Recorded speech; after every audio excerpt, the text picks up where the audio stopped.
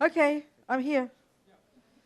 My Spanish has not improved since I came last. I don't know one more word, which is still 0. I feel always so ashamed.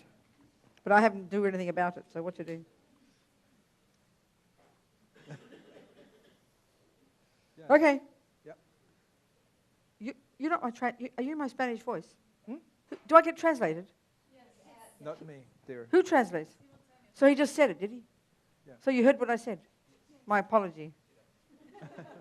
It's very nice. All the lamas say that when you're feeling arrogant, you just have to remember something you can't do. And if you're feeling low self-esteem, you remember something you can do. Well, the moment I'm arrogant, I just remember I can't speak Spanish, I can't speak Italian, I can't speak German, and I'm humbled right there. Lama Lundup at Courtin would always purposely talk to me in Tibetan, and I was just completely embarrassed because I didn't understand, you know. So I'm sorry. Okay, I only can speak Australian, okay? Okay. Do we do this first? Yeah. You do all the prayers then, okay. Huh?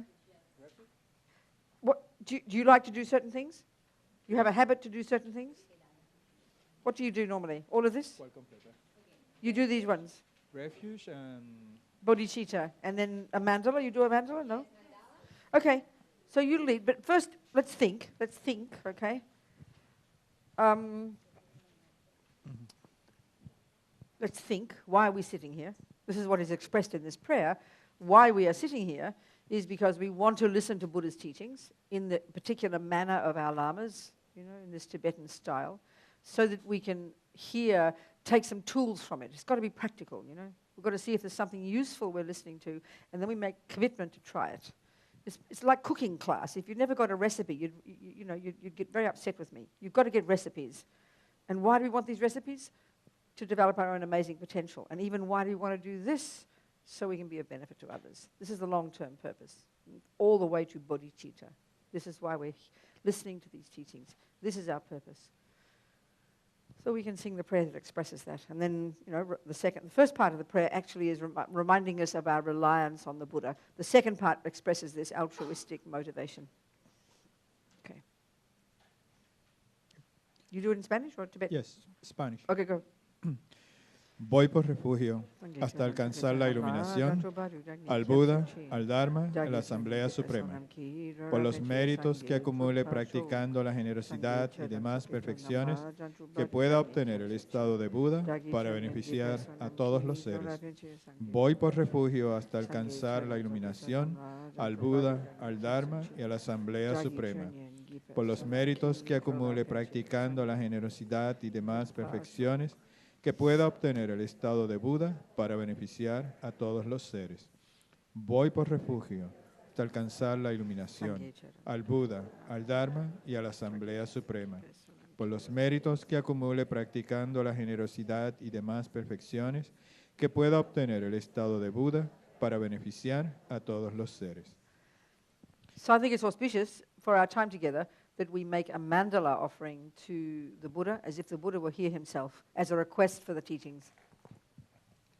So if we don't know the contents of the universe according to Buddhist cosmology, which is what the prayer states, then we don't worry. We just imagine the contents of the universe as we know it, our samsaric universe, you know, all the nice things, the smells, the taste, the food, the diamonds, the handbags, whatever's beautiful, whatever we like. We pile them all up and we offer them to the Buddha as a request for the teachings. It's auspicious to offer something before we receive it, isn't it? It has great meaning. Esta tierra ungida con perfume y regada de flores, con el monte Meru, los 4 continentes, el sol y la luna, vista como una tierra pura de Budas, yo te ofrezco, que todos los seres puedan gozar de una tierra así. Oh sagrado y venerable Lama, desde las nubes de compasión que se forman en los cielos de tu sabiduría dharmakāyika, por favor, derrama una lluvia de Dharma vasto y profundo, de acuerdo precisamente con las necesidades de los que serán adiestrados. Idam Guru Rana Mandala Kaniyatayami. Okay, well, this strange Tibetan concept of the 8 worldly concerns, you know, I don't know who invented it. I don't know where it comes from. The evolution of it. Is it Tsongkhapa? I don't know. Does anyone know who created this weird phrase? Who's done this study that well? How far back does it go? It's Tibetan, isn't it? Maybe Atisha? Maybe Tsongkhapa? I don't know. Because if you hear it, 8 worldly concerns, it kind of sounds rather boring, doesn't it? You know, it doesn't sound very exciting. And then who would think that actually it means attachment, you know? I mean, when you look at the Buddhist, look at the packaging of the teachings, the Lam Rim, this course to enlightenment, this medieval Tibetan phrase, Lam Rim, gradual path, better for us in our mind, we call it a course, that's what it means. In the first stages, we learn to control our body and speech. And then in the second part, like the middle scope, or high school, I like to call it, this is where we learn to look at the cause of problems. The cause, the root cause of problems is all these neuroses in our mind, the delusions. So it's here where we look really deeply into the various delusions. And this is where we need to understand the mind. This is, as Lama Zopa Rinpoche puts it, this is where we learn to be our own psychologist. This is the Buddha's essential point. This is Buddha's unique approach, you know. In the first stages of practice, where Buddha gets us, where Atisha, based on his Lam Rim, and where on his text, the lamp for the path, which Tsongkhapa comments on, and this is the big one for Tsongkhapa, this first stages, he's merely asking us to control our body and our speech. Doing what your grandmother told you, basically, behave nicely. That's the first stage of practice, which we don't even think of as Buddhist. I mean, good communists behave nicely. Good Christians behave nicely. It's about our behavior. But the second part, high school, which I call it, the second scope, the middle scope, this is where we really get into Buddha's intent, Buddha's unique approach to why we suffer. In order to investigate, in order to become free of suffering, he says we've got to look at the root causes of suffering, the actual causes of suffering, the main causes of suffering. And this is the mind. And in the mind, in our mental consciousness, within the 3 categories of states of mind, Buddhist psychology is pretty straightforward. Positive states of mind, negative states of mind, and then those states of mind we can call neutral or neither of those. Many other states of mind. We have hundreds of states of mind, thousands. But this simple way of dividing the contents of our own mind, which if we don't really know, we're not really being a Buddhist. You'd have to say that. The unique approach of Buddha is that the neuroses in our mind, these delusions, these negative states of mind, these afflictions, all these words that are used, these are the cause of suffering. And of course the point that Buddha's making, this outrageous point that Buddha's making, is that these do not belong in our mind. And the job of going on this course to enlightenment, you know, is to remove these delusions from our mind. If you finally accomplish Buddhahood, when you graduate on this course, on this Lam Rim, what you've done is completely remove, even to the subtlest degree, all negativity. And this is Buddha's incredible point, which is unique to the Buddha. That in this mind of ours, these negative states of mind, the word they use in the English word, we don't use it much in our lives, you've got to look up your dictionary, is that they're adventitious. It means they're not at the core of our being. This is a huge point to understand. This is why we are going on this road to Buddhahood. Because the word Buddha in Tibetan, Sangye, the first syllable implies this point, the complete eradication from our mind, the total elimination from our minds of all negativity, of all the negative states of mind, the negative states of mind. It's a very simple way of categorizing. And it's not a moralistic statement, it's a technical term. And then the second syllable, Sangye, Gye, Buddha, this implies the complete development of all the positive qualities, the positive states of mind. It seems very simple, you know, kind of all very nice morality, positive states of mind, negative states of mind. You know, Western modern psychology seems so much more sophisticated. Buddhist psychology is outrageous, extraordinary. He says the negative states of mind, and we all know them, jealousy, anger, low self-esteem. The root one being ego grasping, which gives rise to the main one as a result of ego grasping, this neurotic, the primordial main one, the root delusion, this primordial instinctive clinging to a neurotic sense of self. And on the basis of this, effectively the main one in daily life, this frantic, junky attachment to get what that fantasy I wants. This runs us. This is the motor that propels us through our life, second by second, day by day, life by life. This is the main one, attachment. This simple, simple word, you know. So it's in the middle scope that we learn about this attachment in great depth. And here, mainly, it's attachment to the sense objects. We learn to control, to harness our crazy energy, to stop being attached, to get to understand this attachment, not to be caught up in the drama of all the objects of the senses, you know, in this desire realm that we occupy. This is already a huge job, but this is the gross level of attachment. So it's in the great scope, in the Mahayana component of the path, in the Bodhisattva wing, at a far more advanced level of teachings that the lamas tell us about this other subtler level of attachment, much subtler level of attachment that you wouldn't possibly begin to understand unless you've done the earlier work, you know. And this is this little grouping of the 8 worldly concerns. It's 8 different ways that attachment works at a much more primordial level. So we won't really, I mean, we talk about it, you know, 1 minute we'll talk about practicing karma and controlling our body, and the next minute talk about the 8 worldly dharmas. Well, controlling your body is junior school, the first scope. Controlling your mind is high school, the middle scope, and 8 worldly dharmas is most advanced. Most advanced. So unless we've done the earlier work, we won't be able to even hear these teachings, you know, because it's this primordial level of attachment every microsecond. And these levels of attachment are at the default mode. They're at the level in our mind of being complete assumptions. The normal world simply never questions them. We can see how maybe, you know, being a junkie for too much food or a junkie for too much sex, we can see we've got a problem with attachment. But these 4, we don't even think of them in our world as a problem. It seems bizarre to think. So what are these 8, you know? It's just attachment, that's all. And they're every microsecond. They're so primordial, like I'm saying, they're at the level of assumption. We just don't question them. So it's in 4 pairs, really. It's this complete assumption that happiness is when I get things. So we spend all our energy trying to do this. And in the millisecond we don't, then the assumption is that that's suffering. So with this 8 worldly dharmas, which is taught on this more advanced level of ripping out ego in order to be of benefit to sentient beings, it's taught at the bodhisattva level, then we're trying to literally reverse it. And it's all taught as well in the context of transforming problems.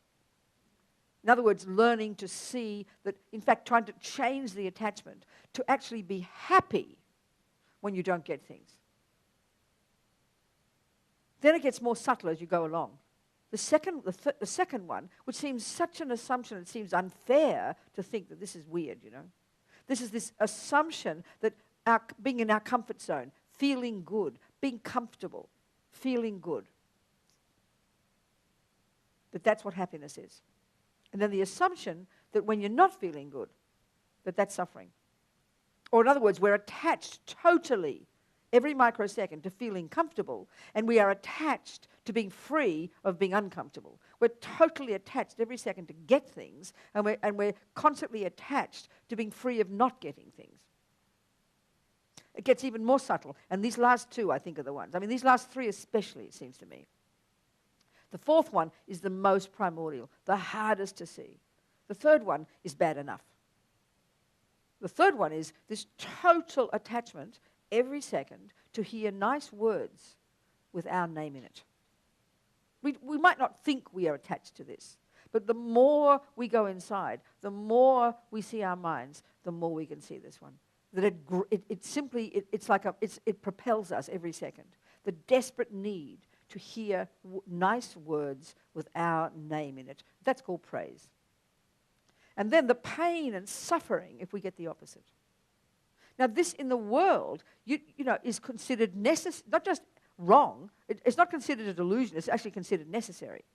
So, in one sense, we can understand this.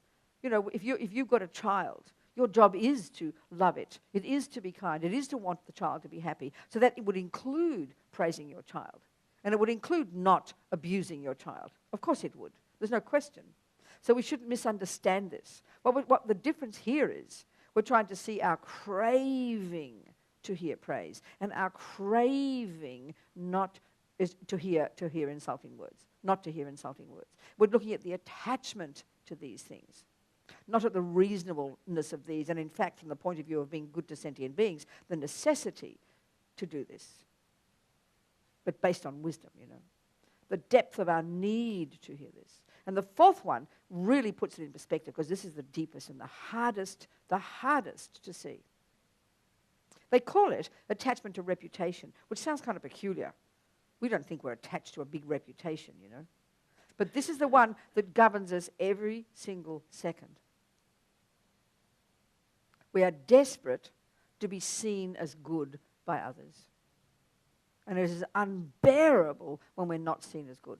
That's what it means by reputation. Praise to nice words is one thing, but this is even more primordial, even more craven.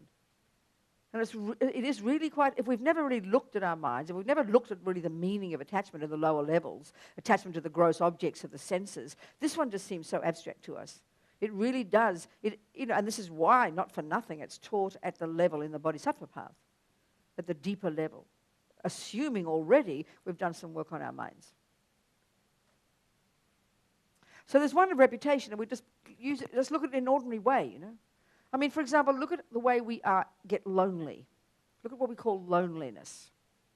Well, if we analyze that from the perspective of attachment, it's really clear what it is. It's the fourth. It's the attachment to reputation. So when we look into it, we listen to our thoughts going all the time. You're driving home, and you see something unusual. That second, you're telling somebody about it. That second. And then if you have no one to go home to tell, then that's what you call loneliness. So all the things that go on our mind, the constant conversation, first of all, the central player is I, and it's always in reference to others. So while we have this desperate need, for example, this is what the attachment to reputation is referring to, this desperate need. I mean, we're not talking normal human communication, and it's very hard for us to distinguish between normal human communication, which is based on compassion. We're talking at the normal human communication here based on attachment, which is what runs most of us.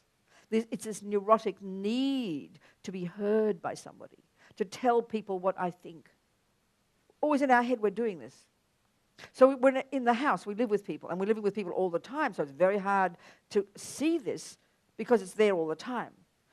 We have this need to be seen by others. We have a need for a person to see that I'm washing the dishes, that I did do this job, that I did that I achieved this. We need to tell people. We need people to hear it. And we have to ask ourselves why. Because this is the point of this attachment. It's such mental illness. It's because this is almost, to me it seems, the closest to this one of ego, the root delusion, that we have such a limited sense of who we really are, that unless other people hear me, see me, as well as praise me, think I'm good, we don't think we're valid, So we are desperate to be seen as good by others. And of course, we are desperate to hide our bad qualities. This is, even if we look, it seems to me, if we look right at the basics in Buddhist teachings, right at the fundamentals, at the very beginning, the Lamrim, and we look at Lord Buddha's listing of the 10 non-virtues, this little checklist, of 10 don'ts. He says, don't kill, don't lie, don't steal, don't this, don't that. Reasonable advice. So the usual way we think, let's say we've come from a Catholic or a Christian or Muslim, whatever, I'm an ex-Catholic background, then our normal view based on that of morality, and this is the point, is that what a sin is, by definition, is what God said not to do. Now, you don't have, if you're not a Christian, maybe you've just been a regular old materialist. Well, the view of morality in our ordinary world is what mummy says you shouldn't do. That's what defines an action as bad. Or the world says, or the judge says, or the police say, or the government say. So, do you see what I'm saying? We assume immorality is doing something wrong, and what something wrong is what someone else says is wrong. This is certainly the Christian teaching. This is certainly the view of a creator. Well, Buddha really is looking at this, and he says this is a dualistic view. It's not like that. He says, and this is a crucial step from day one to understand this, that what morality is for the Buddha is an action immorality, a negative action, a sin, whatever you want to call it, is necessarily an action that harms another. You don't need, we don't need a person to, if you're a Christian, it makes sense. God creates the universe. God creates me. God creates the laws, So necessarily morality is doing what God said. So this is what we have. This is really in a way linked to ego, the way we are in the ordinary world with our delusions. We want to be praised for doing something good because we assume that's what a good girl is. You're a good girl. You've just did the right thing, but we're not satisfied with that. This is the view of morality in Buddhism. It doesn't matter whether anyone sees you do something virtuous. My mother used to say, a Catholic, virtue has its own rewards. This is very powerful. But look how we're not satisfied to do a good thing. We desperately need to be seen to do a good thing. We want to be praised for doing a good thing, and we want to have a good reputation for doing a good thing.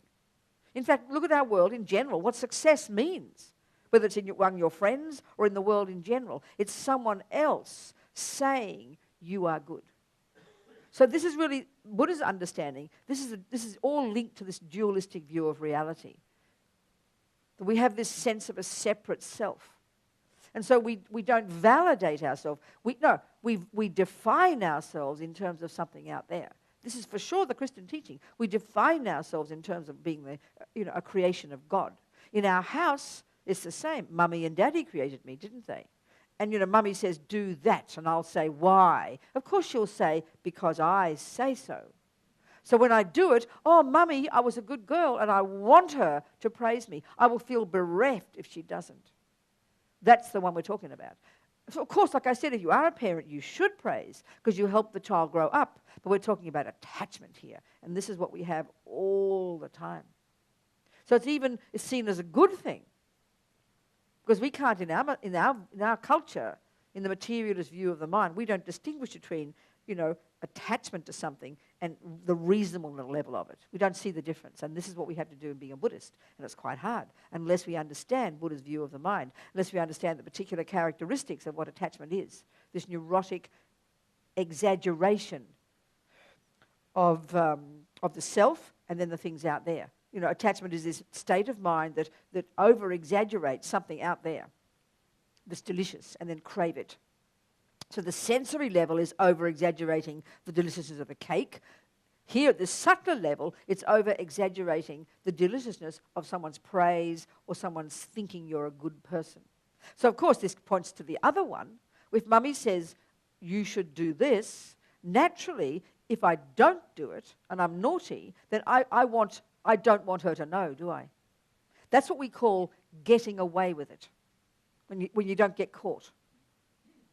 So this is our view of morality. Look at our minds. Look at our minds. We assume if you do something wrong, negative, and if no one catches you, then nothing happened. It's like you got away with it. This is bizarre, and this is the point that karma sounds so simple and it's junior school level of Buddha's teachings, but it's really quite profound. It implies emptiness, actually.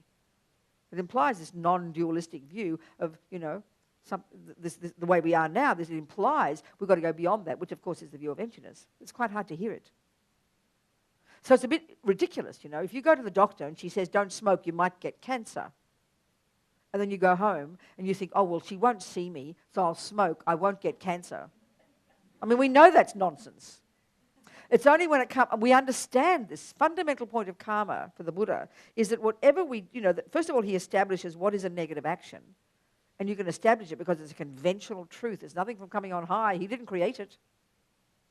We do research in this room. We do a survey in this room. We're going to get 100% agreement. We don't like getting killed. We don't like being stolen from. We don't like being punched in the nose. Well, that's what proves what a negative action is, Buddha says. It's a natural thing. It's a natural law. We don't need someone up there to create it and impose it.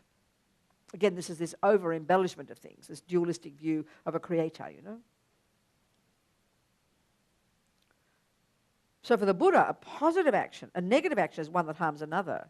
But his point is this. Why at the very beginning he exhorts us not to do it isn't because he says so, which is how it is if you're a Christian. Isn't because he says so. It's because he has found from his own experience that if you kill, you lie, you steal, you harm yourself. And this is where we have to go into detail about understanding exactly how karma works, you know. Are we going to talk about karma throughout the week?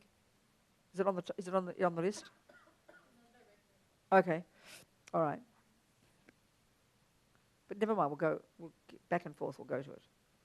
So, okay. So if we think of this dualistic view of, you know, the Buddha's view of morality, which is a virtuous action is one that benefits another, and a non-virtuous action is one that harms another. And so why Buddha gives us instructions of how to accomplish this, how to stop harming others, and how to benefit others, the initial reason is because that is how you develop yourself. This is the method for you becoming the person you want to become. This is the method for you to cease suffering. This is the point. It's not a moralistic issue, which is our typical view of morality. And we can easily bring this typical view of morality, you know, into our spiritual path. So it's so important to think this through. And that's why karma is so powerful, because it's this incredible view of accountability. We know very well, like I said, about smoking or eating too much. It's not a question of getting away with it. We know perfectly well that's nonsense. It's a natural law that if you eat certain food, you'll get sick. And we know, because we don't want to get sick, then I won't eat that food. That's the same with Buddha's view of morality. We have to know I'm sick of suffering. We have to know I don't want to suffer in the future, because that is the reason not to kill, not to lie, not to steal. So therefore, we can extrapolate here and look at the more advanced levels of attachment and understand this, that who cares who sees me do a good thing? That's not the point. But because we have this dualistic view of morality, then we crave to be seen as a nice person. And of course we crave to be not seen as a bad person, which is why we try to hide our negativity. We can see it, we understand this. And this is very deep inside us. This instinct to not be seen to do something naughty. And the desperate need to be seen to do something good. And at this level, we can see it in all of our relationships. And this is the point about these eight worldly dharmas. What they're trying to point out here is that the eight worldly dharmas run our lives. And it's so embarrassing to hear it. It's so hard to hear it because it's so normal for us. So if we even look at, you know, relationships, like, you know, you fall in love with somebody, well, clearly that's a lot to do with the sexual attachment. It's obvious. But once that calms down, once we start to look at our relationship, it's not that one at all. It's the attachment to be seen by somebody else. Even when it is sexual, it seems to me in a relationship, this is an incredible power thing happening, isn't it, in our relationships, where it's incredibly powerful to be seen as blissful by somebody else. Are you hearing what I'm saying? That is the attachment to being seen as good, being fed. Which is why it's so powerful for us, which is why it is beyond devastating when that partner leaves you. You know, you're with this person, you've taken them for granted, you've been together for 20 years, and then overnight he leaves you for a younger version. This is why the pain is so bad. Not because you probably haven't had sex for 10 years. That's not the issue. Why do you think you suffer so badly? Because we've given our lives to each other, and we have all this assumption of this intimacy, and we see each other every minute, and I tell you what I think, and you tell me what you think, and I approve of you, and you approve of me. That's, you know, and when that's finished, like, it's like your heart has been ripped out and taken with that person. Are you communicating with me? Why do you think, it's not attachment to sex that causes the problem. That's gone. It's not attachment to food. You can get your food anywhere. It's that one. That's why the pain is so intense. It's linked to these subtler levels of attachment. Attachment to praise and attachment to being seen as good, which is what the reputation one means. And we completely crave these two. It seems awful to think we do. We don't believe we do because it's so primordial. We just don't notice. But when you notice when you're with people, you're living with people. I mean, okay, look at the relationship when it starts to go bad, when he starts to be mean to you. The main pain people have when you're fighting, the feeling of pain that you have is that you're not being heard by this other person. Or when you do fall in love and you meet somebody, you feel like you're in bliss because you feel this person hears you, this person sees you. It's incredibly powerful. Don't criticize. But this is the depth of this attachment.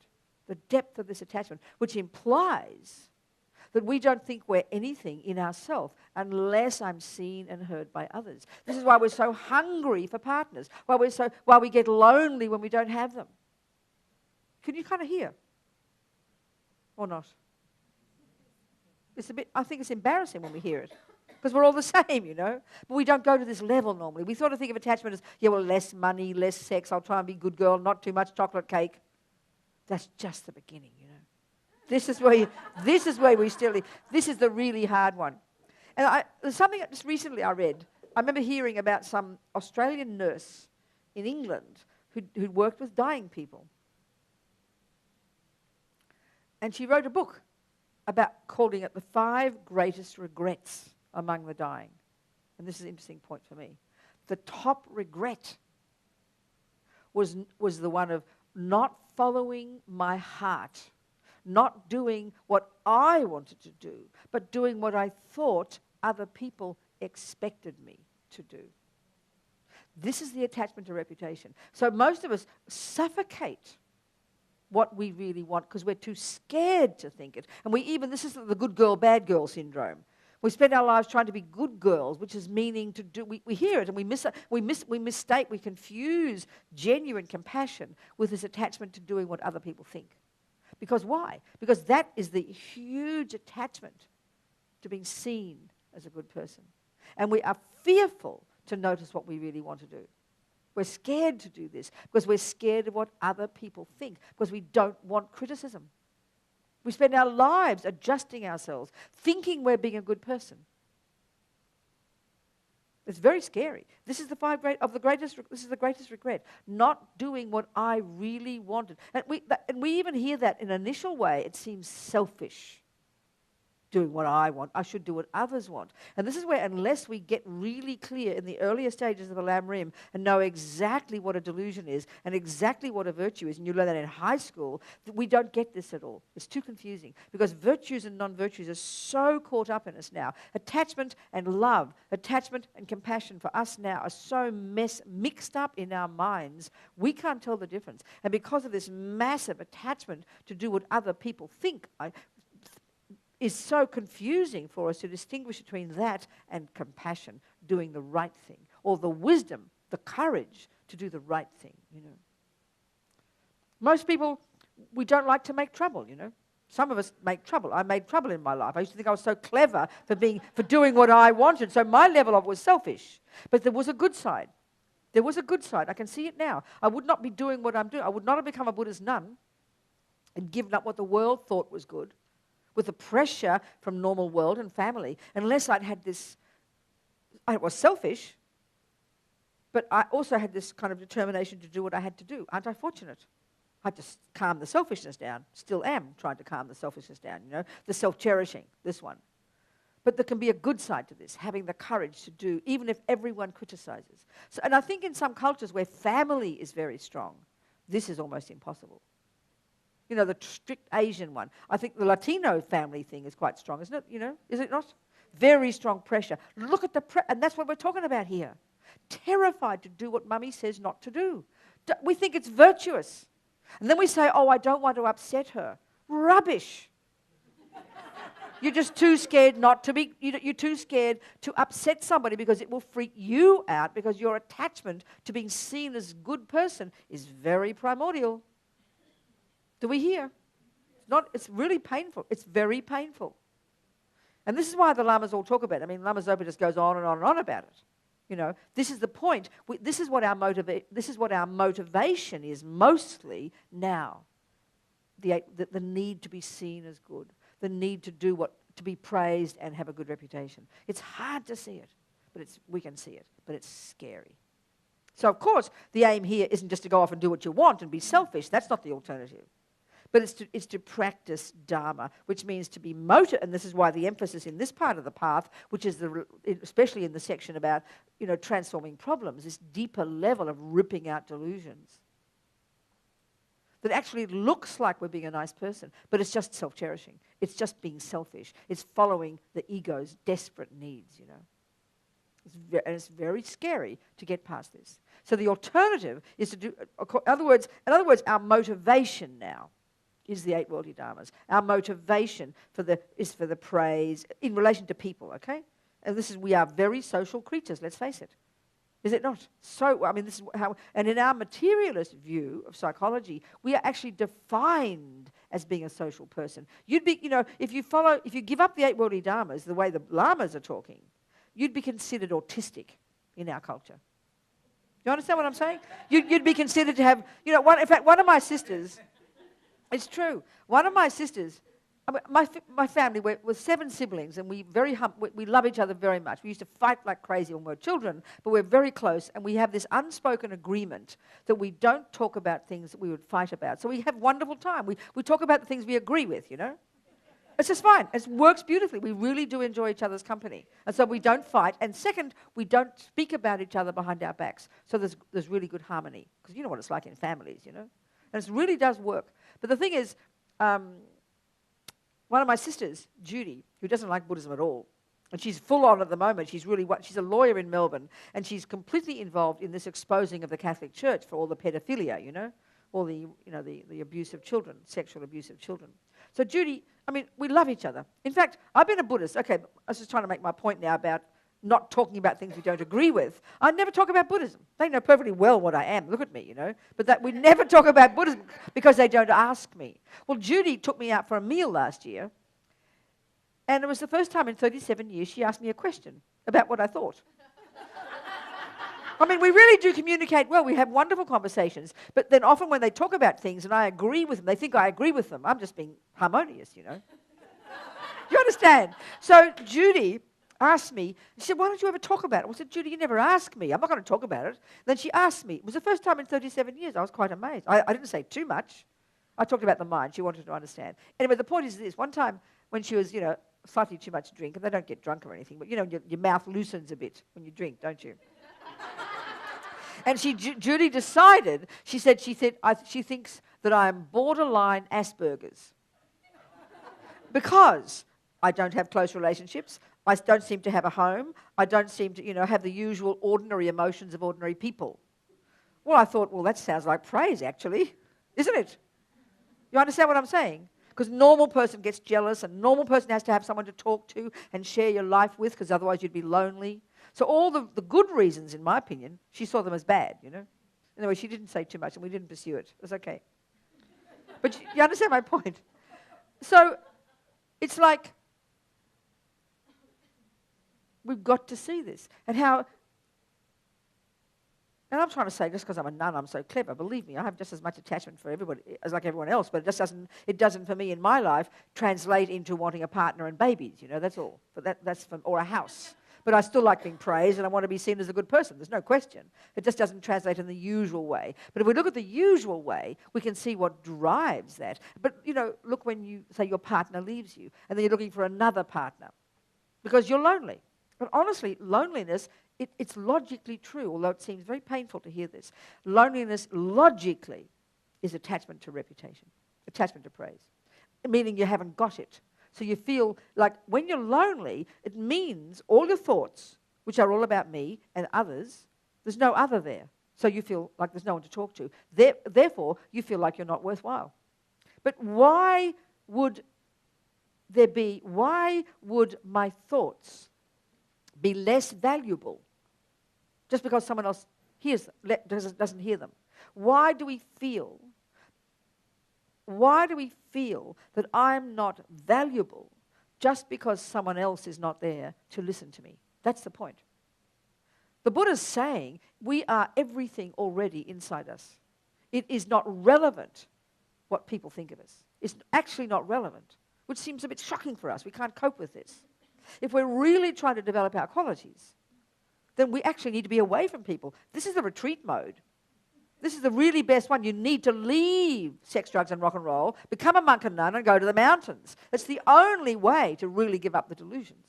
Because if we're all the time around other people and adjusting ourselves, especially if we're patient, kind people, which is marvelous, but always compromising, always adjusting, not doing the thing that would be the wise thing to do, because this business is afraid to upset people. Or then if you are together in a relationship and when the person's been mean to you, why you suffer so badly, obsessed with them. why they're not mean. You know, we go to the therapist and complain, all these things not as mean to me as this and this. All this is based on the attachment to reputation and the attachment to praise. We've got to hear it. So it's really hard to give it up in the context of partners and families. Because their voices inside our head are so big, trying to make everyone happy, what auntie thinks and what mummy thinks and daddy and the sisters and the uncles and the brothers, and our attachment also for things to be nice. This is the comfort one. This is the second one. Attachment for nice things. Attachment to feel good. And the millisecond, this is the point about attachment, the second attachment doesn't get what it wants, then we don't feel good. So this governs hugely too all our business with relationships, you know. You're too scared to do something that will upset the apple cart. And we think we're being virtuous. I think we're communicating, aren't we? So it's quite hard to give up. I mean, I don't have husbands and children, but I work with people. It's just the same, you know. All the time. You want to be seen as good. Desperate. You're doing something, and you're thinking of someone seeing you doing it. You're doing the dishes, and you want the person to see you're doing the dishes. Or you're in the, you know, even and all the time in our mind, we're thinking of that, you know. We're telling someone what we did. We can't wait to tell someone what we think. We call it sharing. And it is sharing, and sharing is very nice. Anyway. It's too much. It's very hard to get past it because it's so total, you know. So I don't know. What do you think? Any questions? What do you think? Does it make sense?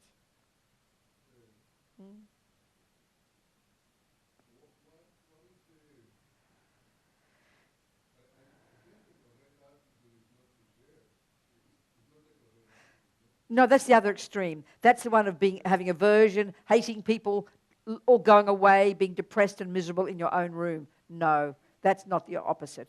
The point here is what they're saying here in particular at this level of the teachings in the Bodhisattva path is that at the moment, this craving for comfort, craving for praise, etc., this is what motivates our usual actions and which is what makes them neurotic and negative. So the opposite is to change the motivation and make it virtuous, make it compassion, make it wisdom.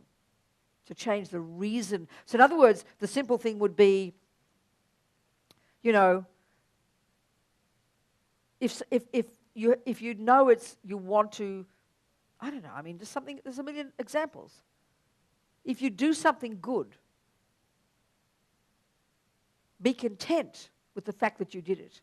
And it doesn't matter that someone saw you. It doesn't matter. Someone doesn't need to know about it.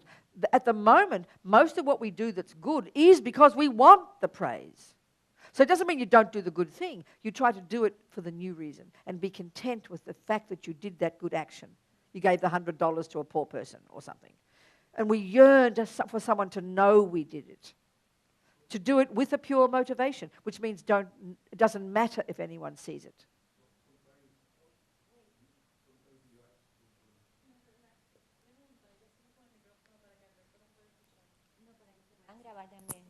Oh, yeah, of course. Okay. Yes, exactly. I'm sorry. No, please. This was just more of a comment. There are actions in what is important is that somebody knows it. That some actions is important that somebody knows it because that's where the good is. Give an example. Well, right now there is a crisis in Puerto Rico. Yes. If you have some kind of a solution or Yes. some kind of idea, Right, it's sure. important to share it. Yeah, but the reason there, so the action of doing a good thing and other people knowing is itself not the mistake. We're looking at our craving to be seen as good, which is what motivates our action. So what you're saying is virtuous. It's perfect. It's necessary to help Puerto Rico. Of course, that's completely different. So the point here is quite specific. The action of helping others, the action of being generous, the action of helping this country become a better country, that's perfect. But it's the reason we do it. And all this teaching is saying is even the good things we do these days is mostly motivated. I mean, it's what people accuse politicians of. You know, their motives aren't pure. That's all is what's being said here. Motivation to be pure instead of the impure one. That's the point here, which means see our mind. How can we avoid getting caught up with that? By knowing our mind. Huh? By knowing our mind, by being our own therapist, as Lama Zopa likes to put it, Lama Yeshe likes to put it. And this is why, you know, if you study this packaging of the teachings, this lam rim, is it on? Probando. Yeah, yeah. Sit down, please. It's okay. Sit down. Please sit down. Relax. This is why,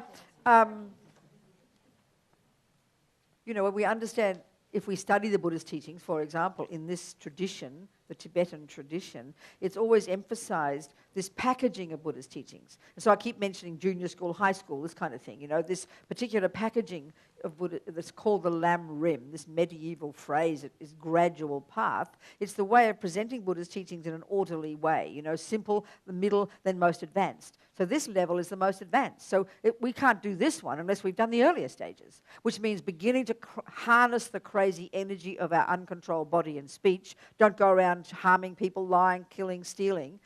That's straightforward negativity. Calming that down, then beginning to really see attachment to the sensory objects and beginning to work with this. At this more advanced level, it's even talking about how the good things we do are motivated by attachment as well.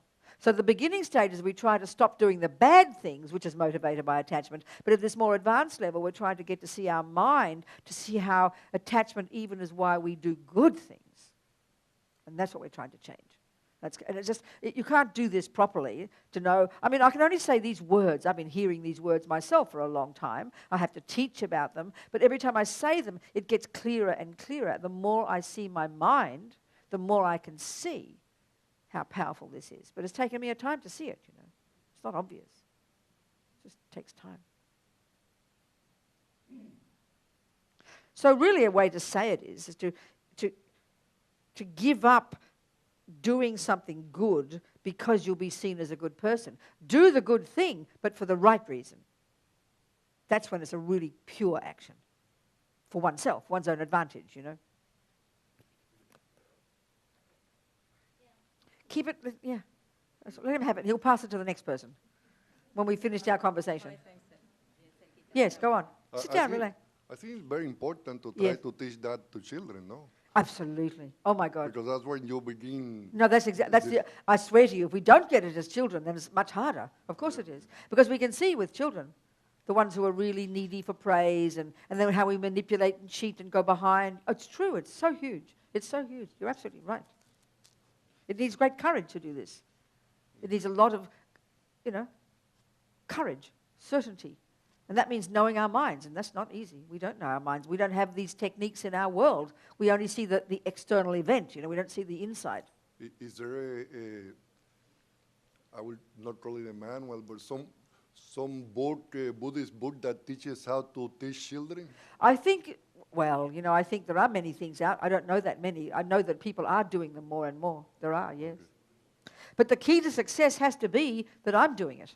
I can't teach children if I don't know it. You know, isn't it?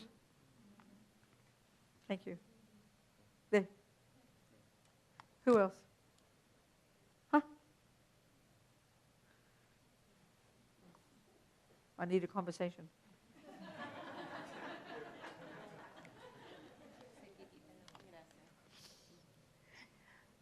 On the ones that you were giving examples of attachment, when, for example, with your mother or maybe with your relatives that you're trying to, you know, do everything, how can you detach yourself from that one?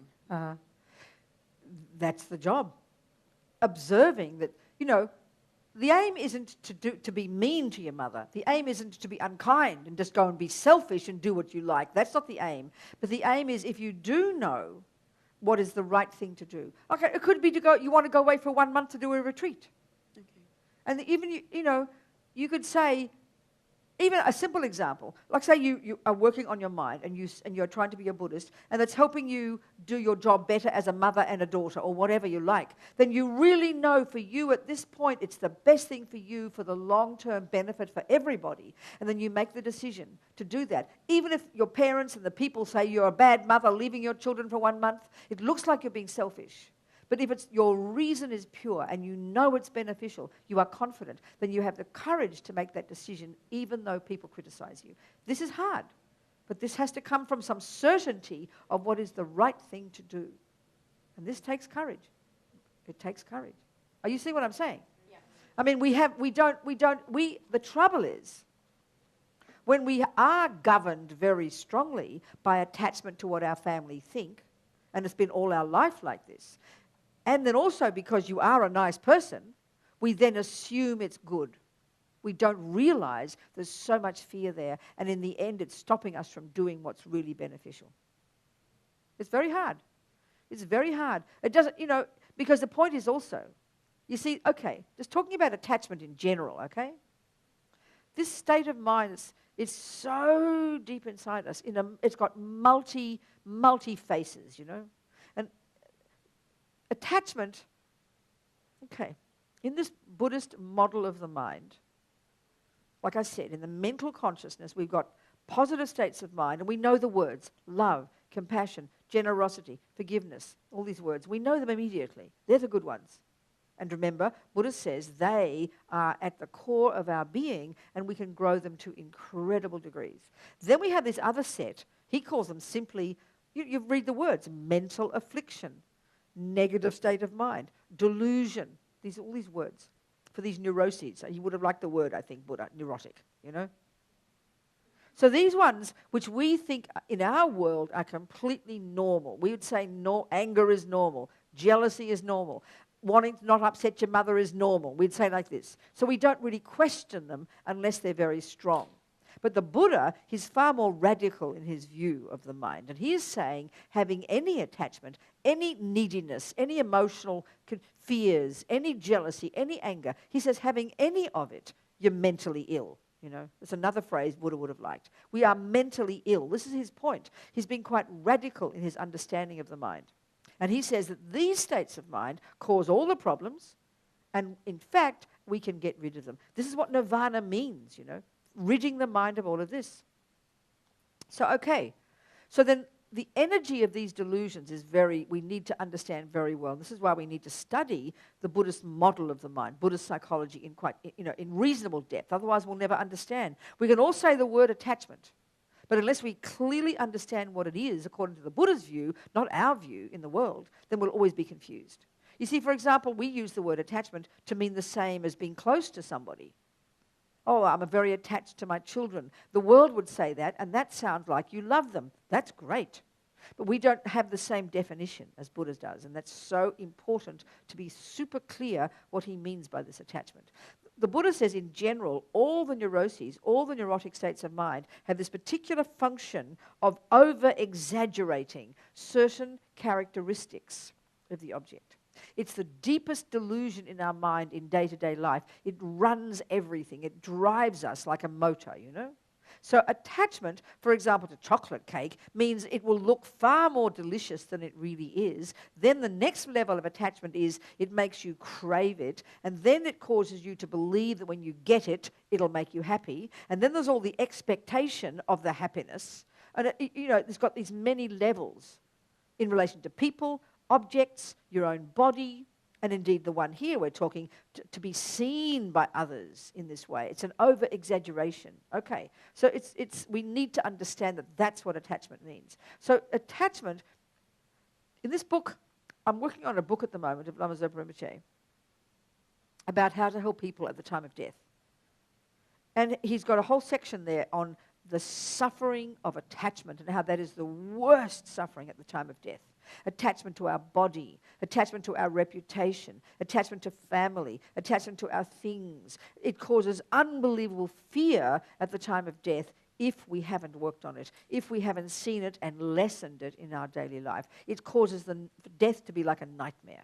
It's attachment, So the point about attachment it's constantly there. It's really subtle, and it's like this. It's like as if it's this junkie part of us every second, this craving. It's desperate to have only the nice things. It's got to have everything nice. And this is in relation to the family business. Attachment is, in our minds, is frantic to be everything to be nice. It can't stand when things go wrong. Now, what's fascinating in Buddhist psychology, the minute attachment doesn't get what it wants, and that's about 1,000 times a day, you drop something and you get upset. Well, upset, okay. One Lama said, and it's so perfect, the response when attachment doesn't get what it wants, that's called anger. It mightn't be loud anger. We have all these polite words: frustrated, annoyed, irritated, upset. They're all variations of mild anger. And this is the point. The millisecond attachment doesn't get what it wants, annoyance, upset, irritation, and depending on how strong it is for you, huge rage. But look, also, another point in Buddhist psychology is most fascinating. They don't talk about fear as being a particular delusion. We almost think they miss it, But the point is this. In Buddhist psychology, the point is this, that all the delusions are rooted in fear. Now, you look at a person who gets angry, which means that their attachment didn't get what it wanted.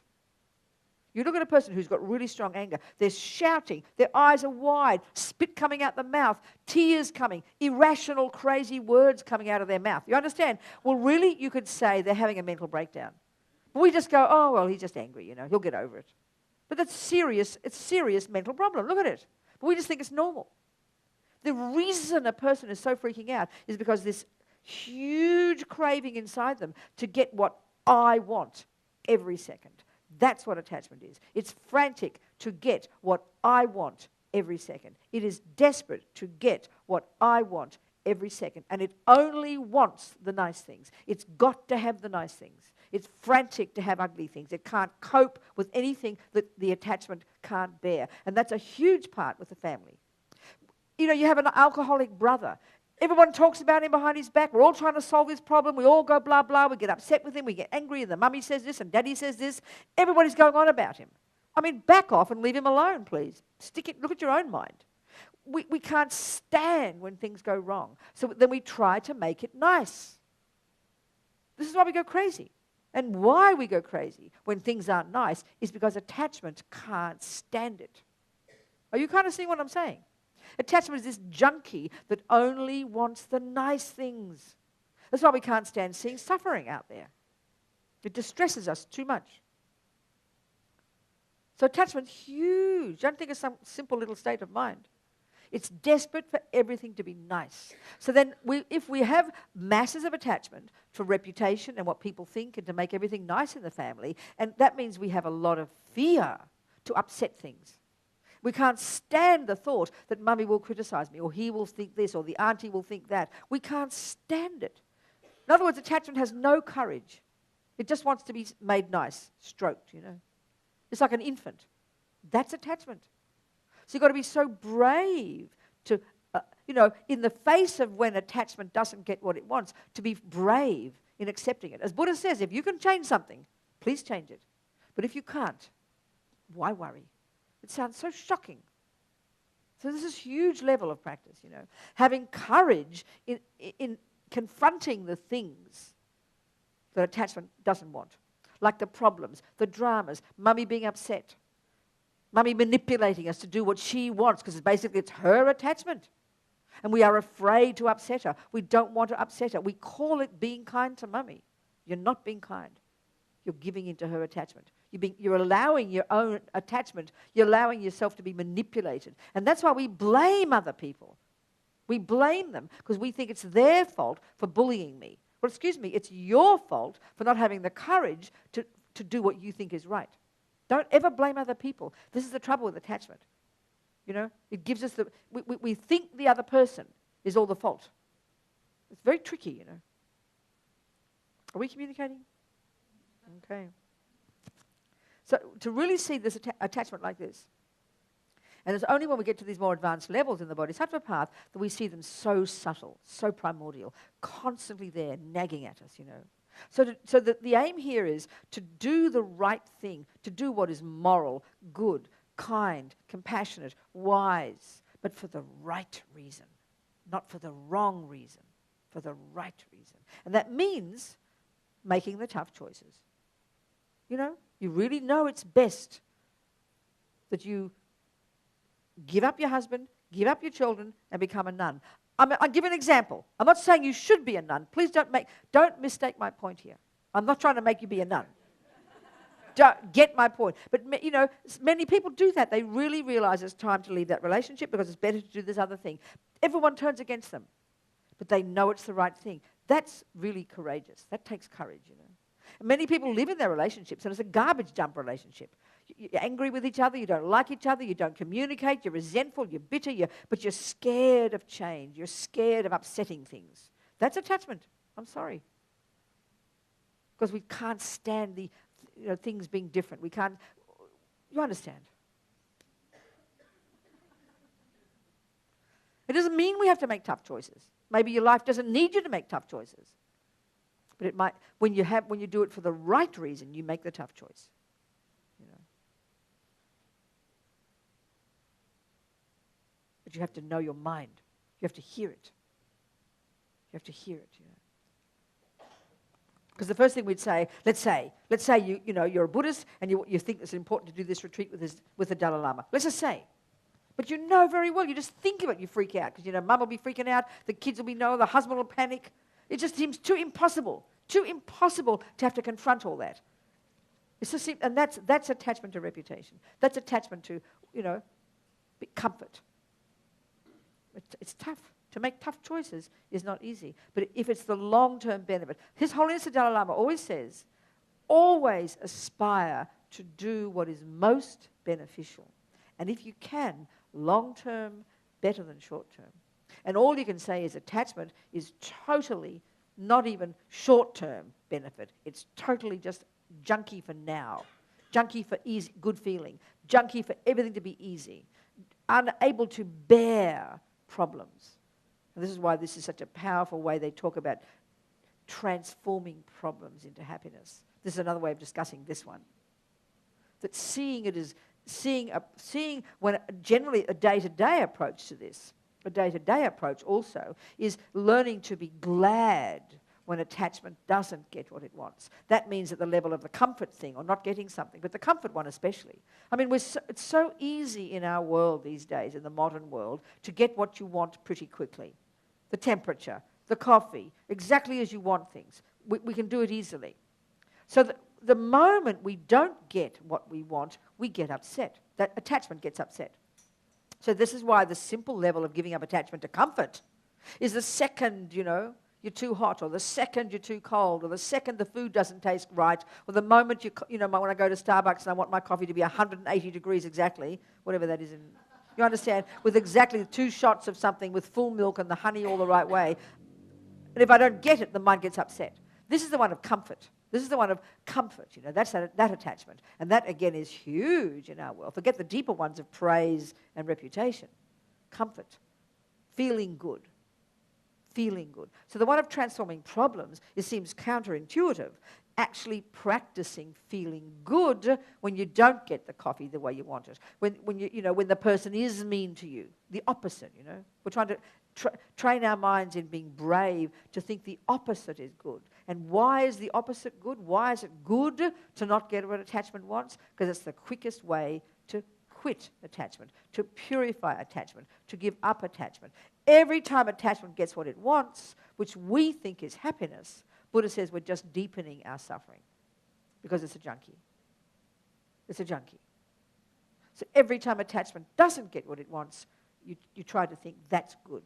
This is the simplest level of going against these 8 worldly dharmas, you know. Especially the comfort one.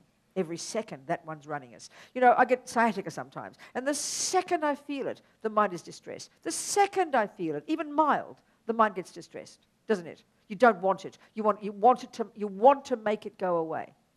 The second you have the smallest discomfort. This is the attachment to comfort. And it seems so normal. People would think you're peculiar to enjoy your sciatica. You understand? I think you must be mentally ill, you know. But the point is to look at how instinctive it is. This is the one that's pretty instinctive, frantic, to feel comfortable. Oh, my God. And, of course, the assumption that when you're not comfortable, that's what unhappiness is. But what we don't realize, that the unhappiness has got nothing to do with your body, it's to do with your mind. It's to do with aversion. So the subtler level, the most fundamental level of anger is the word aversion. Attachment, aversion. They're the direct opposite. Attachment, aversion. You know, a strong level of attachment is craving. A strong level of aversion is anger. We understand. So these two are running all the time, frantic. And this is what's beneath the 8 worldly dharmas. We're constantly craving to get the nice thing, the comfort. You know, for example, the comfort, the feel good. The millisecond it doesn't, it's unhappy. And then our mind gets distressed. And then we like, for example, you're tired. We can't stand being tired. We feel we get stressed because we're tired. Well, I'm sorry. When you're in love with somebody, when you were younger, you'd spend all night talking, all night drinking at parties, and you go to work next day blissed out, exhausted. Is it not true? I remember, completely, you're exhausted, but you're so blissed out because attachment was happy, you know. So it's not true that being tired makes you unhappy. We have to see this distinction. We have to see the difference. It's not the body, it's the mind. This is really a powerful one, this. This is the comfort one. It is not your body that makes you stressed. It's your mind. It's aversion. And what stress is when attachment doesn't get what it wants and it builds up. That's all stress is, you know. Sorry to make you whatever. You understand my point? You see what I'm saying? So we have to see the difference between the physical experience and the mind interpreting it. Because this is another way of talking about Buddhist psychology. The mind is running all the time with its interpretations. Everything in our head, all these thousands of thoughts every day, are simply interpretations. They're interpretations of a certain event. You have a pain in your knee, and so attachment wants no pain. So aversion interprets it as bad. Therefore, you say you're suffering. It's just not logical. I know it sounds peculiar, but it's not logical. Or why are you unhappy, Robina? Well, you know, Veronica insulted me. We go mad when people insult us, don't we? We go crazy if a person at work doesn't like you. We think that, and that they say that's the reason you're mentally ill, you're so distressed. No, it's because attachment didn't get what it wants. This is the reason. Got to be so logical, you know. And delusions are not logical. They're completely neurotic, manipulative. But we have to hear them. We have to be reasonable with ourselves and logical, not buy into ego's ridiculous stories, you know. Do you understand? Really and truly, this is the job of being your own therapist, and it's very tough. But this means you have to be clear about what a delusion is and what its characteristics are and how it functions, and what a virtuous state of mind is and how it functions. And this is the point that Buddha's making. We can change our mind. Because mind, this is what sounds so hilarious, mind is thoughts. Everything happening in our mind, including all the emotions, they're all based on thoughts. They all come down to being thoughts. And we can change our thoughts. We can change our thoughts. And this is the business of transforming problems, which is related to this one of the 8 worldly dharmas, which is this more advanced level of seeing your mind. It's also based in emptiness. You know, like recently, for many years, I worked with people in prison. I gave up running it a few years ago, but I still know many of my friends in prison. And there's one fellow, Mitch, in Kentucky, on death row there. I've known him for 20 years, 18 years or something. And I saw him recently, and he's getting close to his death date, okay? So he's sitting there in his red jumpsuit, no possessions, lousy food. His company is 40 other crazy guys on death row, you know, that's his home. He's a Buddhist, he does his practice. He won't get out alive, he has one little room for his house, but he's a happy human being. He's completely come to terms with what happened. He used to be involved in dealing drugs. He wasn't some psycho, you know. He's dealing in drugs. When you have drugs, you have guns. When you have guns, people die. What to do? 3 people died in a shootout. him and his friend. His friend is also on death row, and he's a Catholic now. And they're really close friends, and they're friends of mine. And they're just, this fellow, Mitch, came to terms with all his suffering, accepted his responsibility, completely purified, has transformed his life. And he's truly now a genuinely happy person. We sit in the chapel for a couple of hours in the prison, and we just laugh hysterically the whole time, you know, because he's just so funny and wonderful. Living in his little red jumpsuit, waiting for his death date. He said, I'm ready for that electric jolt, Robina, you know. He's amazing. And so we checked up that he actually has a really fortunate life. He feels fortunate. Why? He doesn't have to work. The taxpayers pay for him. He gets his food 3 meals a day, although it's disgusting food. He gets his food provided. He spends his day doing his meditation, doing his jogging. He makes this little thing for his grandchildren, makes that for his mummy, and does this for his daddy. He spends all his day studying his Dharma, doing his meditation, and helping others. He's got a very fortunate life. He realizes he's got a really fortunate life. He doesn't have to work. And he really means it sincerely. He's extremely content. So, okay, now, conventionally speaking, if you heard a person is on death row, you'd feel very sorry for him. The person's suffering, you think. That's called suffering, right? Definitely called suffering. And the point Buddha's making is this, and this is the point about transforming problems, being based on emptiness. If it's true that a prison, death row, is in its own nature negative, then he could never possibly ever be happy. It's impossible. If it were true that it's inherently bad to be on death row, then he could never be happy. That proves it's empty. It proves that being on death row is a dependent arising like everything else. That means he can change his mind about it. And that's the point about transforming problems. It's based on the view of emptiness. That this assumption we have of what is good and bad are based on attachment's views. They're the philosophy of attachment. And that they don't have a sound basis in logic, Buddha's saying. So changing our mind is what is the key. I mean, you'd think punch someone in the nose, relatively speaking, you'd call that a negative action, wouldn't you? Conventionally speaking, that is considered a negative action. Buddha, remember, says a negative action is one that harms another. Well, normally speaking, punch in the nose sounds like you just harmed somebody. Well, I did Kung Fu. I got punched in the nose all the time. I didn't mind. I didn't feel bad. I was even taught to apologize to you if you punched me in the nose, because I didn't get out of the way soon enough. So in Kung Fu, punching is not bad. So if punching in the nose is an innately negative action, I would have to be suffering. I would have to be angry. I would have to be distressed. This is the proof that it's empty, and which is the proof we can change our mind. This is the point. This is the point. We can transform problems into happiness. And the simple solution is change the way you interpret it. This is all we're saying here. Attachment is an interpretation. Anger is an interpretation. But it's very hard to see this because we believe 1,000,000% in the philosophy of attachment and aversion. And we use it to back up our stories, all our actions. We use it to blame others. We use it to get guilt. It's just really awful. And this is why to work on our minds is so difficult. And this is really putting into practice Buddhist psychology, you know. But it's tough. It's hard.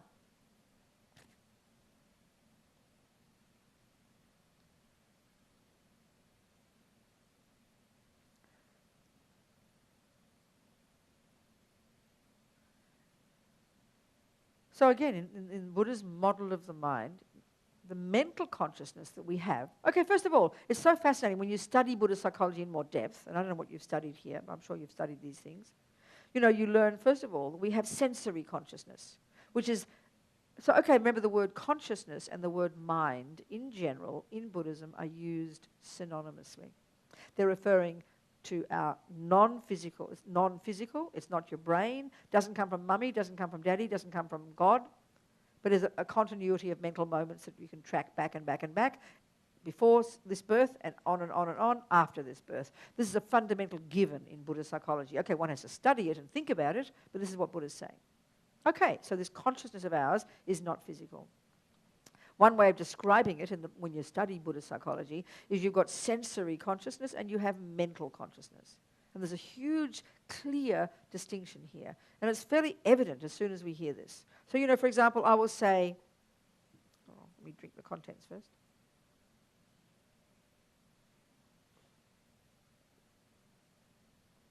I might say, oh, look at that pretty cup, you know.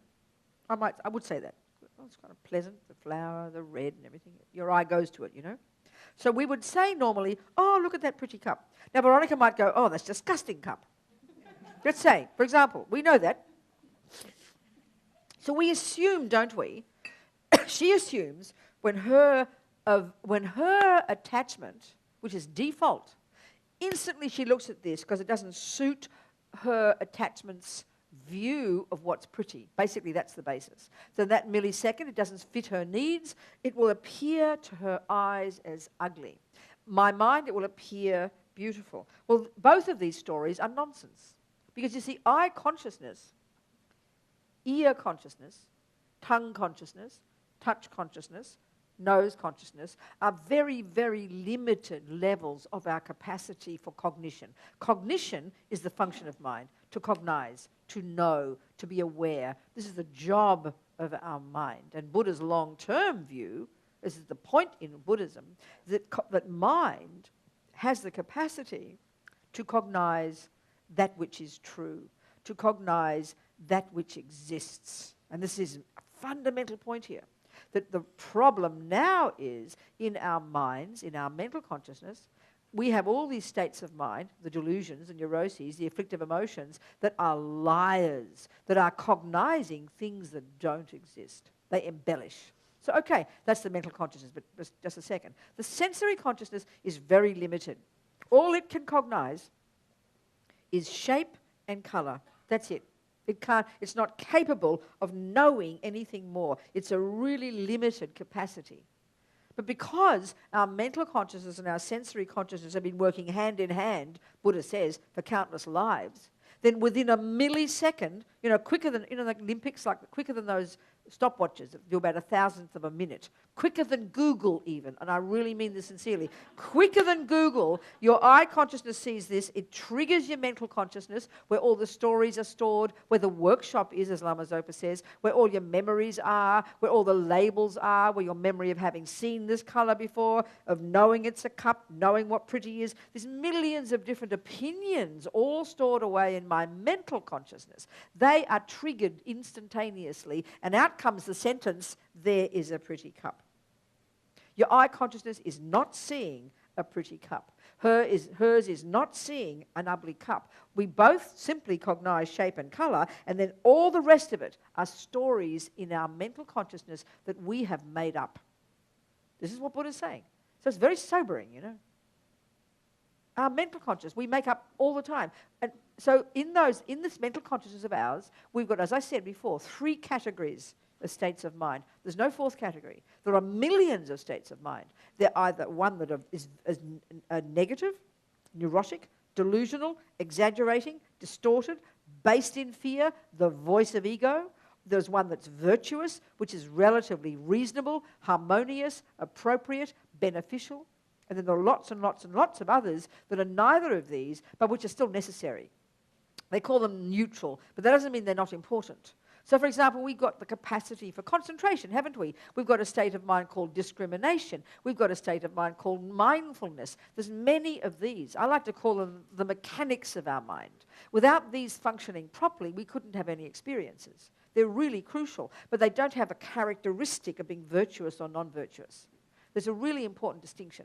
So this is the contents of our mental consciousness, okay? So at the gross level, we live in these. We live in these. We don't touch any subtler level. The Buddha says in the long term, we need to access more subtle levels of our mental consciousness, which we don't even posit as existing in our materialist views of the mind. So at this gross level that we function at, all these opinions, these thousands of different voices, roommates I like to call them, all these, the negative roommates, there's a million different versions of anger, a million different versions of attachment, of jealousy, of pride. They're all working together hand in hand, Then there's love, compassion, kindness. But the trouble is the negative ones seem to me to be running the show, They're the roommates we can hear mostly. Attachment, jealousy, not fair, poor me, upset, fearful, anxious, worried what people think, don't want to upset people. All these unhappy thoughts, depression. which we really believe are who we really are. Then we've got some kindness and goodness and love and compassion. We have these, but they're sort of hiding under the bed, these roommates. They don't seem to have much say sometimes. The negative ones seem to me to be really shouting mostly. Are we communicating with that vision? I use that for my own mind. Does that make sense to you? Or is it peculiar? Huh? Are you hearing what I'm saying? All the roommates? Okay. We've got to know all the roommates. So the point is, what I'm getting at here is, the delusions the Buddha says, remember, they are adventitious. We don't need them, and eventually we can rid our mind of them utterly. That's when you achieve your nirvana. You've ceased the neuroses, and they are the cause of suffering. And they're rooted in the root delusion, the root mother of them all delusion, the main delusion called, in English, ignorance. In Tibetan, ma rigpa. This primordial misconception, primordial delusion, this huge instinctive sense of a self that's separate, lonely, bereft, empty, nothing, miserable, concrete, and based in fear. Its main voice is attachment to get what it wants. And then when it doesn't, that's what anger is. And then jealousy and all the other variations come, you know. These are the ones that in our world we think are normal. But for the Buddha says these are mental illnesses and we do not need them. And the job of being a Buddhist is ridding your mind of this lot and growing the goodness, growing the virtues, growing compassion and love and all the others, which are, you know, relatively speaking, reasonable states of mind.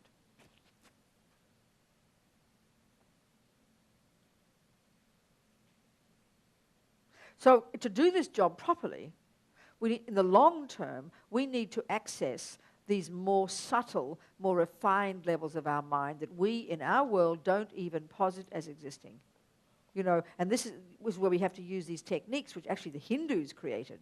It was the Indians 3,000 years ago, Dalai Lama said recently in a book I read, that it was the Indians more than 3,000 years ago who started this amazing conversation about self, the nature of self, which is what Buddha certainly took from there and carried on in his own style. And indeed, look at all the Westerners, Jung, Freud, all these people this last 150 years, trying to work out what the nature of a self is, what they're trying to deal with in science, you know, in all these things.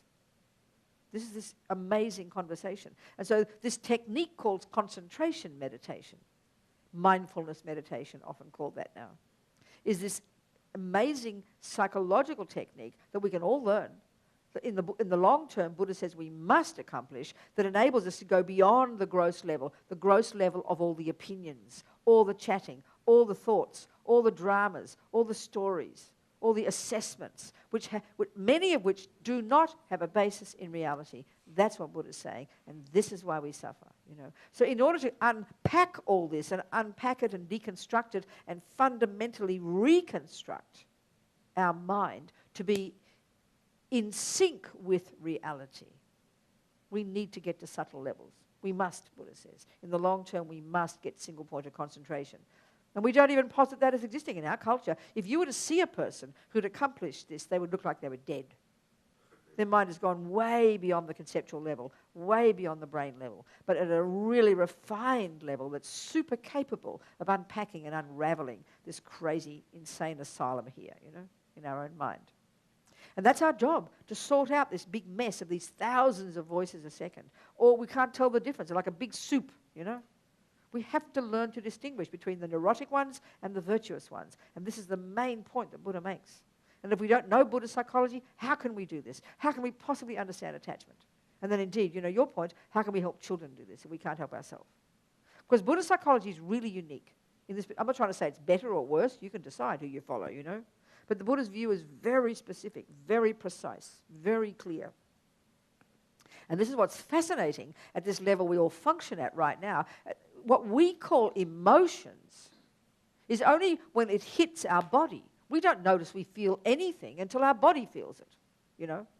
And we think that's more profound than thoughts. But it's almost like the opposite for the Buddha. We are so gross, the trouble is, that we don't notice things until we feel it in our body. You know, in my life, I didn't, because I wasn't taught introspective techniques. My mother didn't have any. She didn't know. But the only time I knew I was angry when my mouth, the words were vomiting out, and I was shouting and yelling, you know. Someone else in this room maybe only realizes they're depressed when they can't get out of bed one morning. Well, it's kind of, we notice too late. We notice only when the body can't move or the body is vomiting, you know. But this is a gross level, a very gross level. So all these emotions, as we call them, the more we get this focus and get concentration and go into our minds, the more we understand Buddha's model of the mind, the more we can be this super discriminating and can begin to observe the thought process, the elaborate conceptual construction, which is informing that emotion.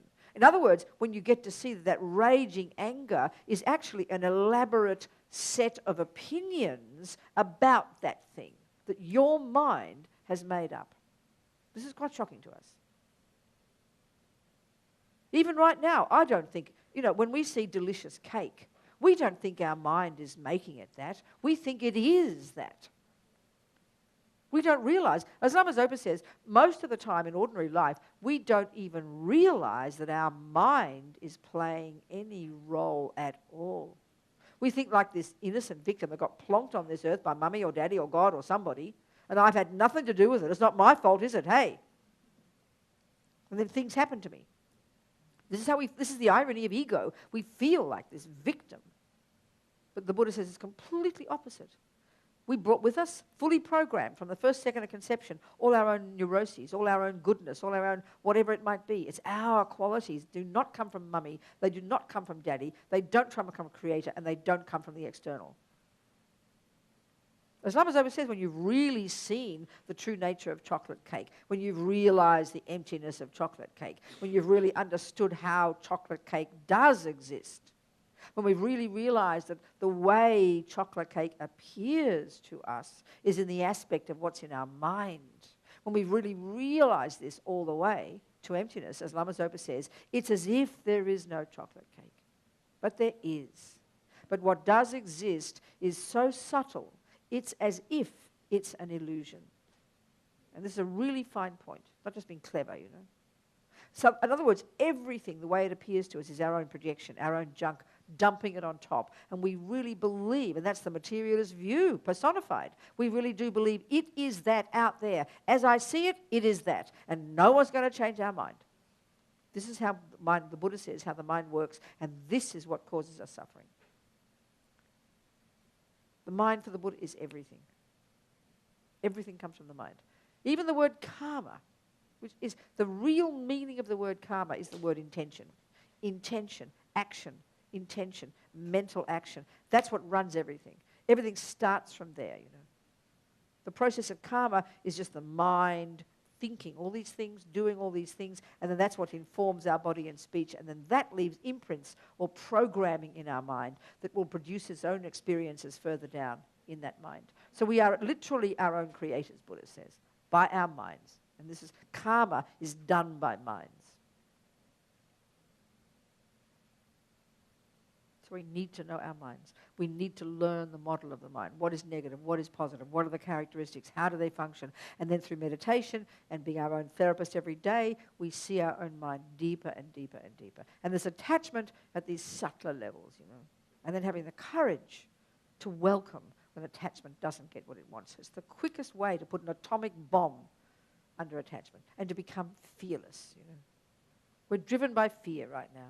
We're driven by fear. Attachment, all the delusions, they're like junkies. They're like based in fear, actually, based in fear. And because we're frantic to have everything nice, we'll make it go away, push it away, live in denial, blame, do anything, but not deal with it, you know.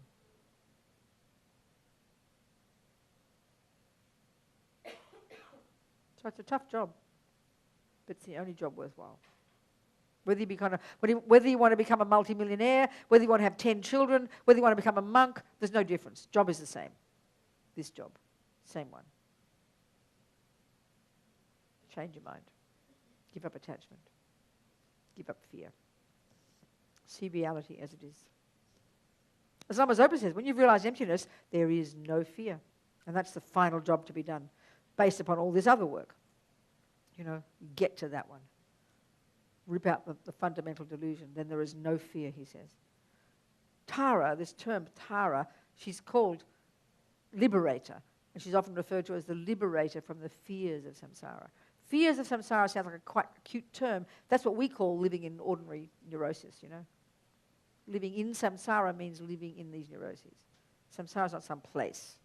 It's your own mind, your own delusions, your own neuroses, which produce your own fear and your own suffering. All these misinterpretations of the world. That's what it is. So we've got to be brave.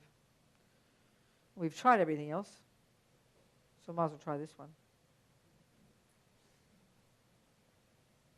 What's the time? Time to go home? Or what time do you finish? 9 o'clock? 8:30? What time do you finish?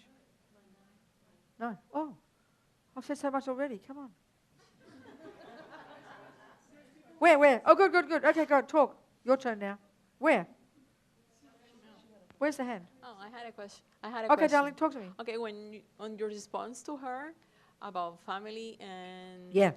There's a fine line, and I'm confused between compassion, that's being right. compassionate, Of course there is. and giving into, yes, in my case, to my mother. That's right. Of course there is, darling. Obsessive. This is why, just before you say something, His Holiness often says, compassion is not enough.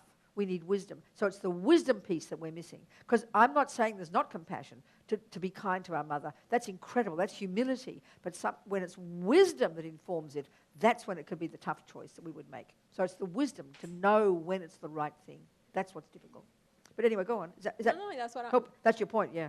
That's the not tough my part, point. to know what is the right, not just to be, I'm going to do what I want because, I don't care. That's not the solution. It's having the wisdom to know what the right thing to do is, and that's what takes courage.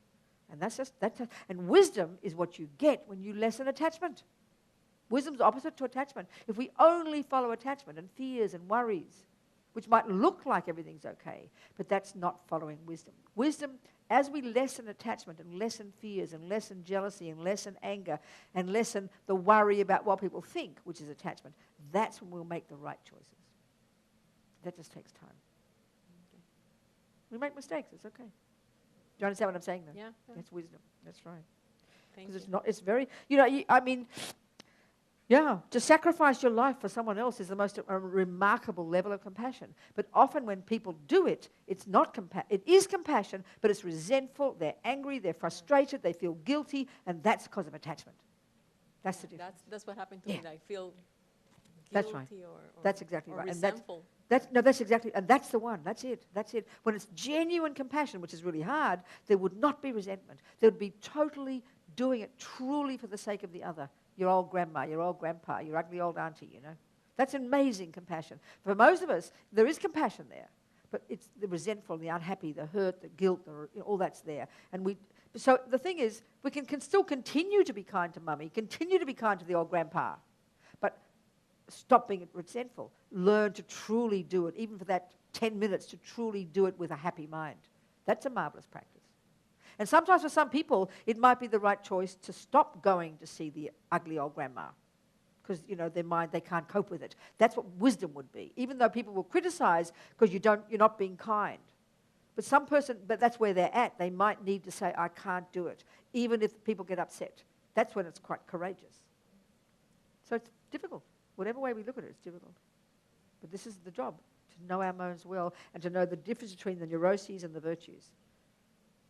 Do you understand? And that just takes time. It just takes time. And this is why, all this tradition, which is based on the Bodhicitta teachings and all these lamas talking, they talk about, even as I said, His Holiness said, always aspire to do what is most beneficial, which is a huge concept.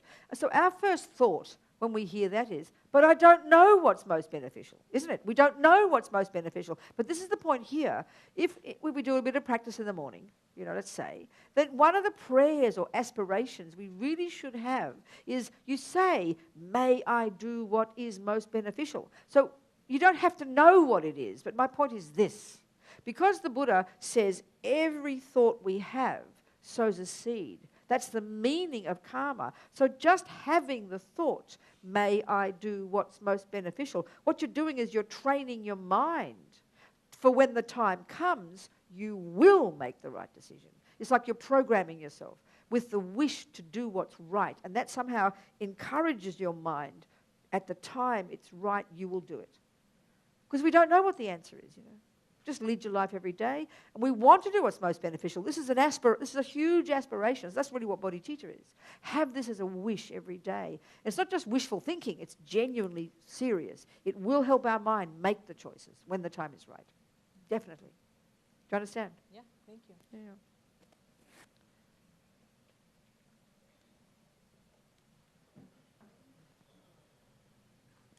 I think you already answered my second question, but anyway, I'm gonna ask you.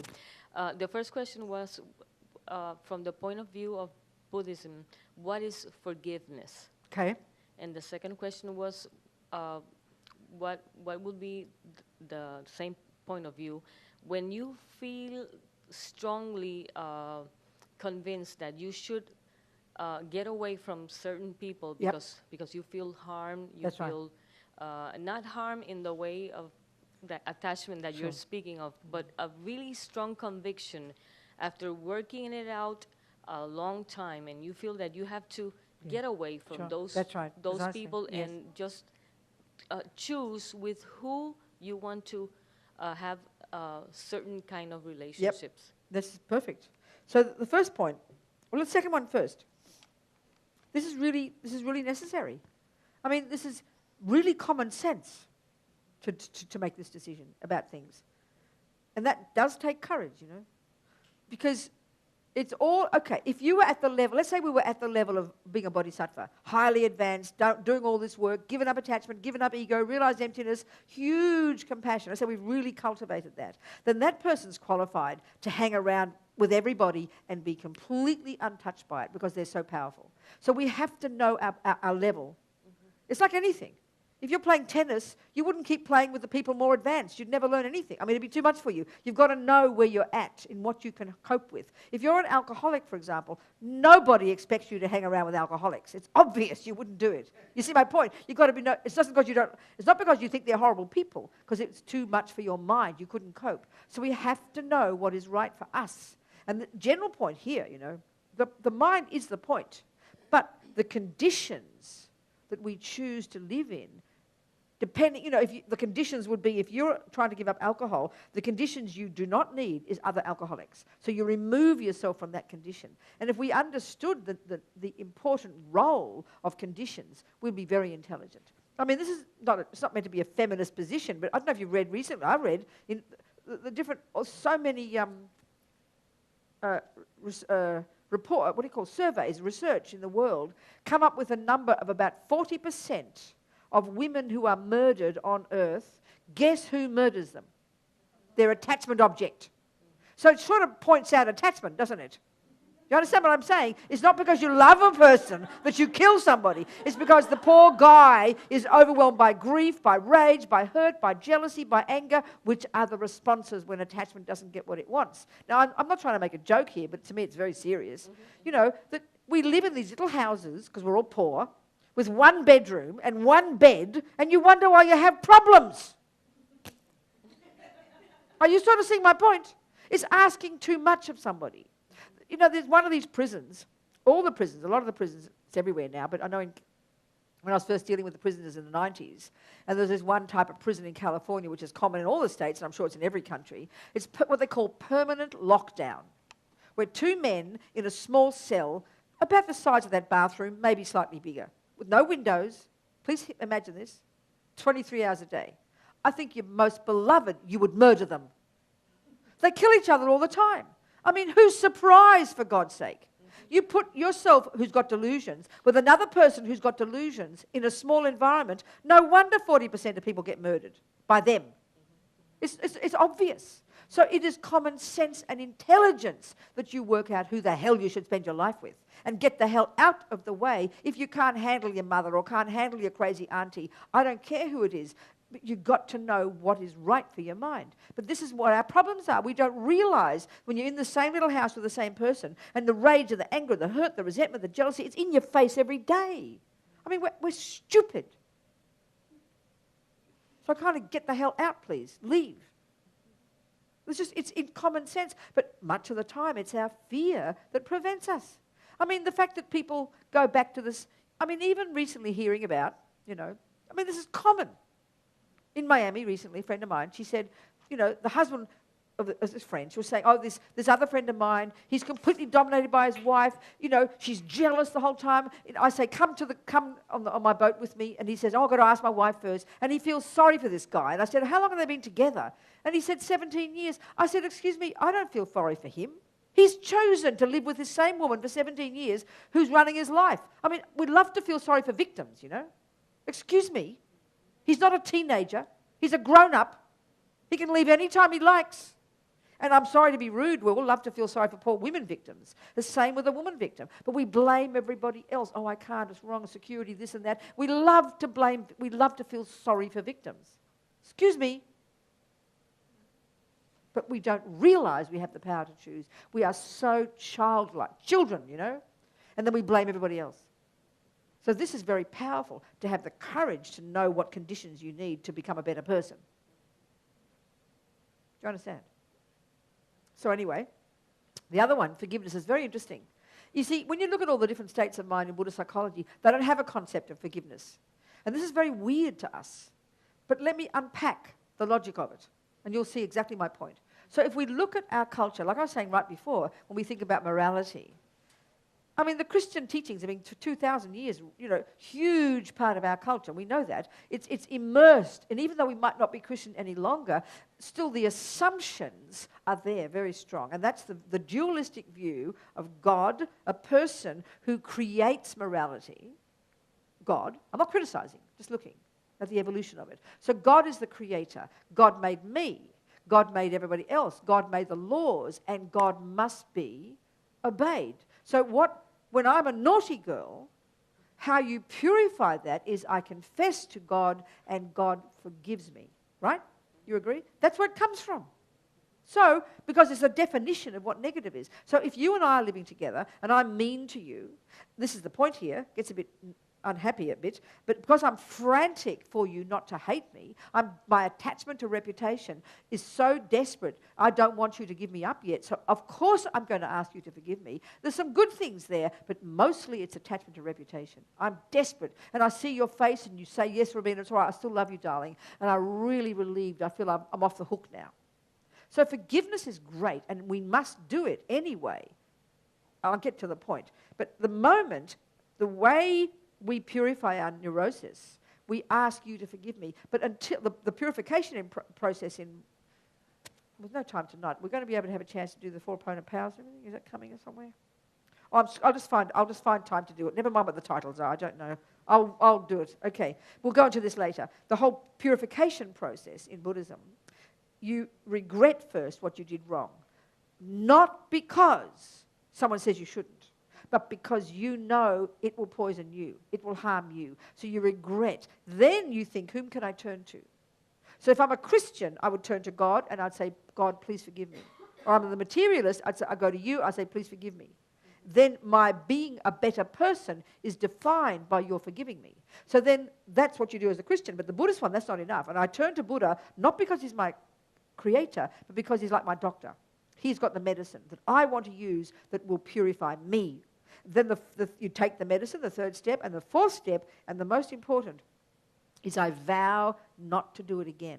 And that's what helps me change. Not just you getting me off the hook, because the ego wants forgiveness. But because I have decided, I promise you, I'll say to you, I promise I won't do it again. That's what makes me change. So the point is now the flip side of forgiveness, when it's like a lot of my friends in prison, because they've killed people, they just want to kill themselves because they feel now I'm an evil person, I'll go to hell, and because they can't forgive me because they're dead, I can never change. So our view of, this is the one of attachment to reputation again, because we assume I'm a good person only if someone forgives me. Then you think, but that's wrong. So being forgiven is often to do with ego. And it doesn't purify. It's a bonus to be forgiven. Do you see my point? Now, from the other point of view, to forgive others, the Buddhists will talk about compassion. That's the point. Compassion is the point. Compassion meaning, if you've harmed me, let's say, so the normal world would be, I should forgive you, or can I forgive you? Am I able to forgive you? And it's very hard. So you've got to have a logical reason for forgiving. If I'm a Christian, there would be a logical reason. It's because you've also got God within you. God made you and God made me. That would be the reason that I would forgive you if I was a Christian. Do you agree? Do you see my point? But if I can't find it in me to forgive you because you did do a bad thing, then I might never forgive you. And this is where it gets very difficult. I bitter myself, and I'm not helping myself. So forgiveness is certainly powerful for me. But the Buddhist way of talking is to have compassion for you. And that we can only have if I first have compassion for myself, understanding why I suffer, and I have renunciation. Then I've got that. Then I know I have compassion for you because you are harming yourself. Because you will suffer from what you've done to me. And that's the basis of compassion. So when I have this, then forgiveness is natural. It would happen naturally. Of course I forgive you. But so it's a different way of thinking. Do you see my point? Does that make sense? Yes, okay. very much. Good, good, okay. I mean, really compassion, and we're sure we'll have a chance to talk about this too, the understanding of it from the Buddhist point of view is based on understanding karma. It's only limited compassion if we don't have that. Because the real level of compassion in Buddhism is compassion for everybody, especially the ones who are the evil ones. You know, for me, we understand this. Like a mother, you know, let's say you've got a junkie kid. He's a heroin addict. Everybody else hates him. He lies, he steals, he's horrible to be around. But the mother, her heart breaks for him because she can see he's harming himself. And that's the basis of real compassion. But we can't have that. Like if Holiness says compassion's not enough, you've got to have wisdom, he also says compassion's not enough, you've got to have renunciation. Compassion is based on renunciation. And renunciation is two things. One, I am sick of suffering. You've got to know your own suffering. And that means all kinds of suffering. Not just the gross suffering. I've got to be sick of suffering. But the crucial point about renunciation, and this is really like compassion for yourself, I finally know why I'm suffering. My karma and my delusions. When I've got this really inside me, this is like compassion for myself. This is what renunciation is. Then it's easy to have compassion for others. Because why? One, because they're suffering, but now you know why they're suffering. Same reason as me. Their karma and their delusions. This comes slowly, you know. And we'll talk about this, I'm sure. Time to go. Food for thought. So we just think, we'll do the prayers, but we think, here we've been, nearly 2 hours, whatever. As many thoughts as we've all had, including me. I'm listening just as much, believe me. It's true, really, I am. Each moment there has been in this 2 hours is as many thoughts every one of us has had. And every one of those thoughts is a karma. We've just sown millions of seeds, you know, in our mind this last 2 hours. So we think, how marvelous. How marvelous. May we nourish these seeds from this moment forward with our effort, with our work, with our practice, our sincerity, our aspirations to do what's most beneficial, so that we can nourish them to grow in the future in the development of our amazing potential, as we prayed in the beginning, to be a Buddha for the sake of every single suffering sentient being, no matter how long it takes. Thinking like this. Okay. Vamos a la oración de larga vida y luego a la dedicación. Madre Tare, liberando del samsara. Tu Tare, liberando de los 8 temores. Tara, Madre que liberas. Por favor, otorga el don de la longevidad. Por las bendiciones de los gurús raíz y del linaje, por los logros espirituales de los Yidan, dioses y diosas, por los métodos hábiles de las dakinis y los protectores del Dharma, que podamos realizar gozosamente la esencia de nuestras esperanzas. Ganden Tenzin, eres afable, benevolente y bondadoso. Por favor, permanece con nosotros durante una larga vida. Expande tus actividades iluminadas en todas las direcciones y continúa madurando y sustentándonos a mí y a todos los seres sintientes. Desde este momento y durante todas nuestras vidas, manténnos bajo tu tutela. Sé nuestro amigo, nuestro divino y virtuoso guía. Limpia la degeneración de la ignorancia. Ayúdanos a realizar rápidamente nuestro recorrido por los senderos y caminos y alcanzar los 3 cuerpos de un Buda. Por la verdad de la realidad incambiable, y por la bendición conjunta de la indestructible Sangha, que la esencia de estas oraciones se logre rápidamente.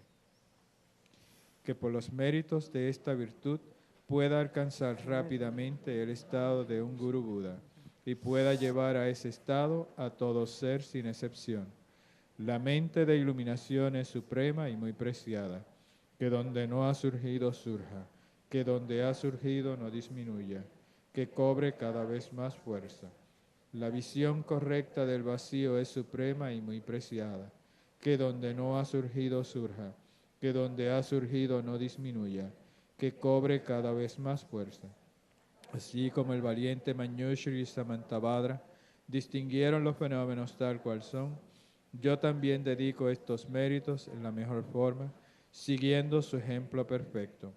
Dedico todas estas raíces de virtud con la dedicación que es considerada la mejor por los victoriosos asidos de los tres tiempos para poder realizar todas las buenas obras. That's it? Done? Thank you very much. See you tomorrow? Tomorrow? Okay, some of you. All right. Thank you so much, everybody. Very happy. Thank you.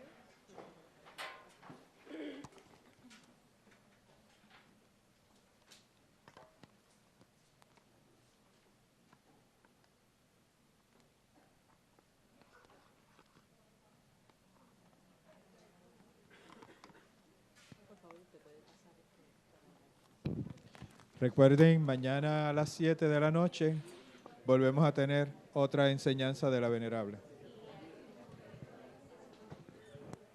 Mañana también vamos a tener sopas antes de que comience la clase para que así puedan estar mucho mejor.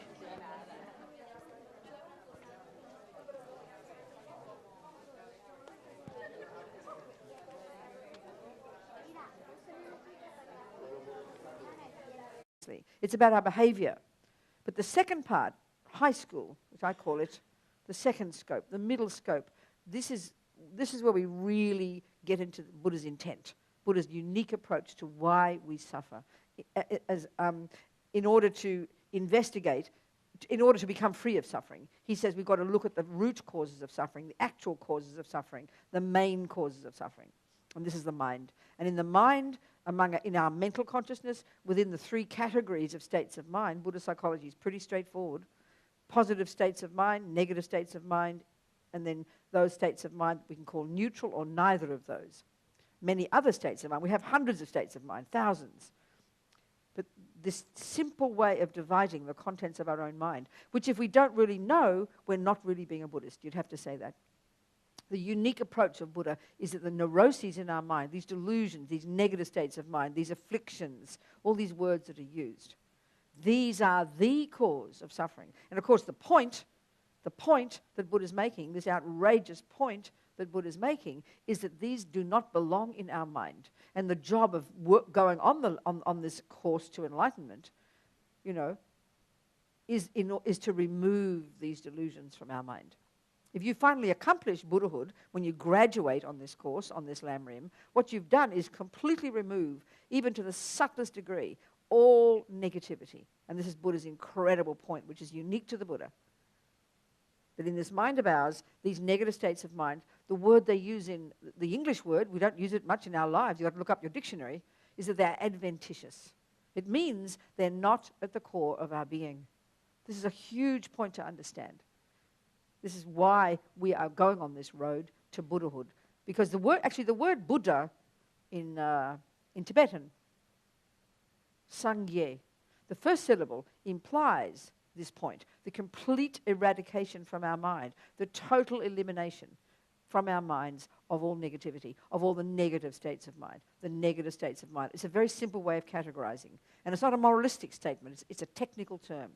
And then the second syllable, Sangye, Gye, Buddha, this implies the complete development of all the positive qualities, the positive states of mind.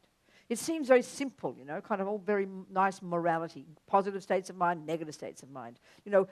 Western modern psychology seems so much more sophisticated. Buddhist psychology is outrageous, extraordinary. He says the negative states of mind, and we all know them, jealousy, anger, low self-esteem. The root one being ego grasping, which gives rise to the main one as a result of ego grasping, this neurotic, the primordial main one, the root delusion, this primordial instinctive clinging to a neurotic sense of self. And on the basis of this, effectively the main one in daily life, this frantic, junky attachment to get what that fantasy I wants. This runs us. This is the motor that propels us through our life, second by second, day by day, life by life. This is the main one, attachment. This simple, simple word, you know.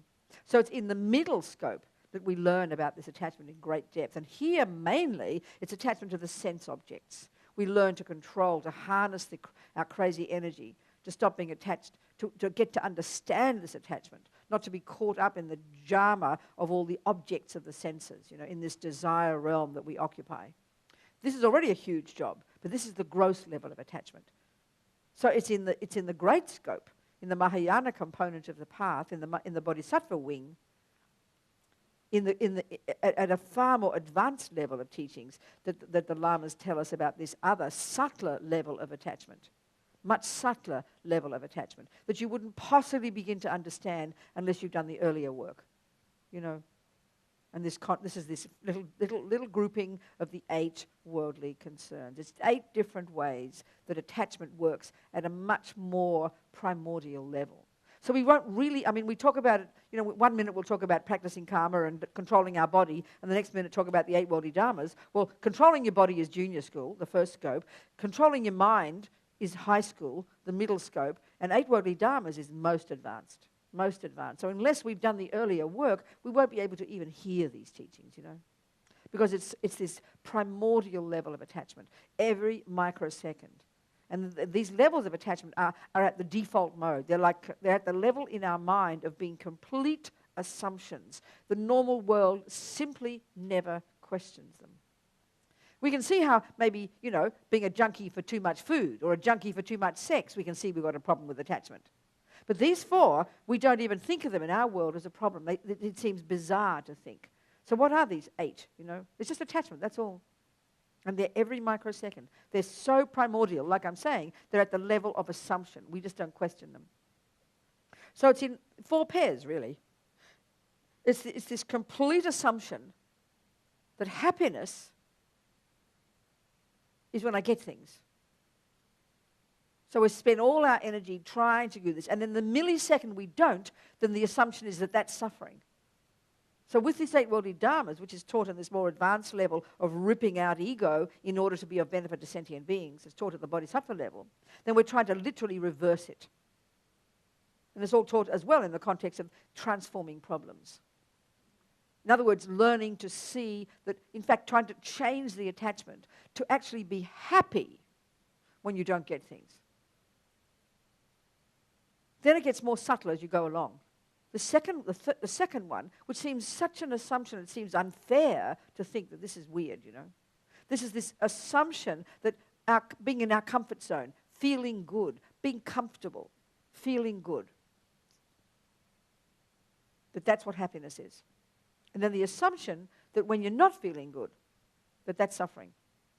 Or in other words, we're attached totally every microsecond to feeling comfortable, and we are attached to being free of being uncomfortable. We're totally attached every second to get things, and we're constantly attached to being free of not getting things.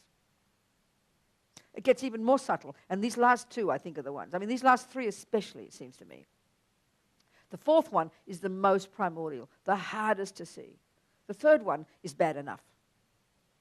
The 3rd one is this total attachment every second to hear nice words without.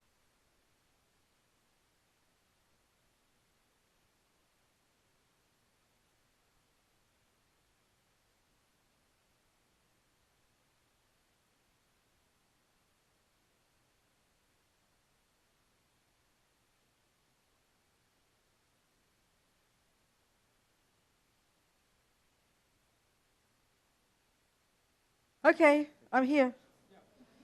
My Spanish has not improved since I came last. I don't know one more word, which is still 0. I feel always so ashamed.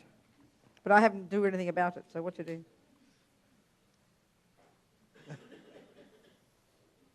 Okay. Yep. You're not are you my Spanish voice? Do I get translated? Yes. Not me, dear. Who translates? So he just said it, did he? Yeah. So you heard what I said? My apology. It's very nice. All the lamas say that when you're feeling arrogant, you just have to remember something you can't do. And if you're feeling low self-esteem, you remember something you can do.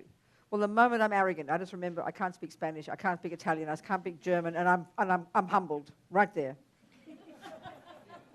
Lama Lunjab at Courtin would always purposely talk to me in Tibetan, and I was just completely embarrassed because I didn't understand, you know. So I'm sorry. Okay, I only can speak Australian, okay? Okay. Do we do this first? You do all the prayers then, okay. Huh? What, do you like to do certain things? You have a habit to do certain things? What do you do normally? All of this? You do these ones? Refuge and... Bodhicitta. And then a mandala? You do a mandala? No? Okay. So you lead. But first, let's think. Let's think, okay? Let's think. Why are we sitting here? This is what is expressed in this prayer. Why we are sitting here is because we want to listen to Buddha's teachings in the particular manner of our lamas, you know, in this Tibetan style, so that we can take some tools from it. It's got to be practical, you know. We've got to see if there's something useful we're listening to, and then we make commitment to try it. It's like cooking class. If you never got a recipe, you'd get very upset with me. You've got to get recipes. And why do we want these recipes? To develop our own amazing potential. And even why do we want to do this? So we can be of benefit to others. This is the long-term purpose, all the way to bodhicitta. This is why we're listening to these teachings. This is our purpose. So we can sing the prayer that expresses that. And then, you know, the first part of the prayer actually is reminding us of our reliance on the Buddha. The second part expresses this altruistic motivation. Okay. You do it in Spanish or Tibetan? Yes, Spanish. Okay, go. Voy por refugio hasta alcanzar la iluminación, al Buda, al Dharma, a la Asamblea Suprema, por los méritos que acumule practicando la generosidad y demás perfecciones, que pueda obtener el estado de Buda para beneficiar a todos los seres. Voy por refugio hasta alcanzar la iluminación, al Buda, al Dharma y a la Asamblea Suprema, por los méritos que acumule practicando la generosidad y demás perfecciones, que pueda obtener el estado de Buda para beneficiar a todos los seres. Voy por refugio hasta alcanzar la iluminación, al Buda, al Dharma y a la Asamblea Suprema, por los méritos que acumule practicando la generosidad y demás perfecciones, que pueda obtener el estado de Buda para beneficiar a todos los seres. So I think it's auspicious for our time together that we make a mandala offering to the Buddha as if the Buddha were here himself, as a request for the teachings. So if we don't know the contents of the universe according to Buddhist cosmology, which is what the prayer states, then we don't worry. We just imagine the contents of the universe as we know it, our samsaric universe, you know, all the nice things, the smells, the taste, the food, the diamonds, the handbags, whatever's beautiful, whatever we like. We pile them all up and we offer them to the Buddha as a request for the teachings. It's auspicious to offer something before we receive it, isn't it? It has great meaning.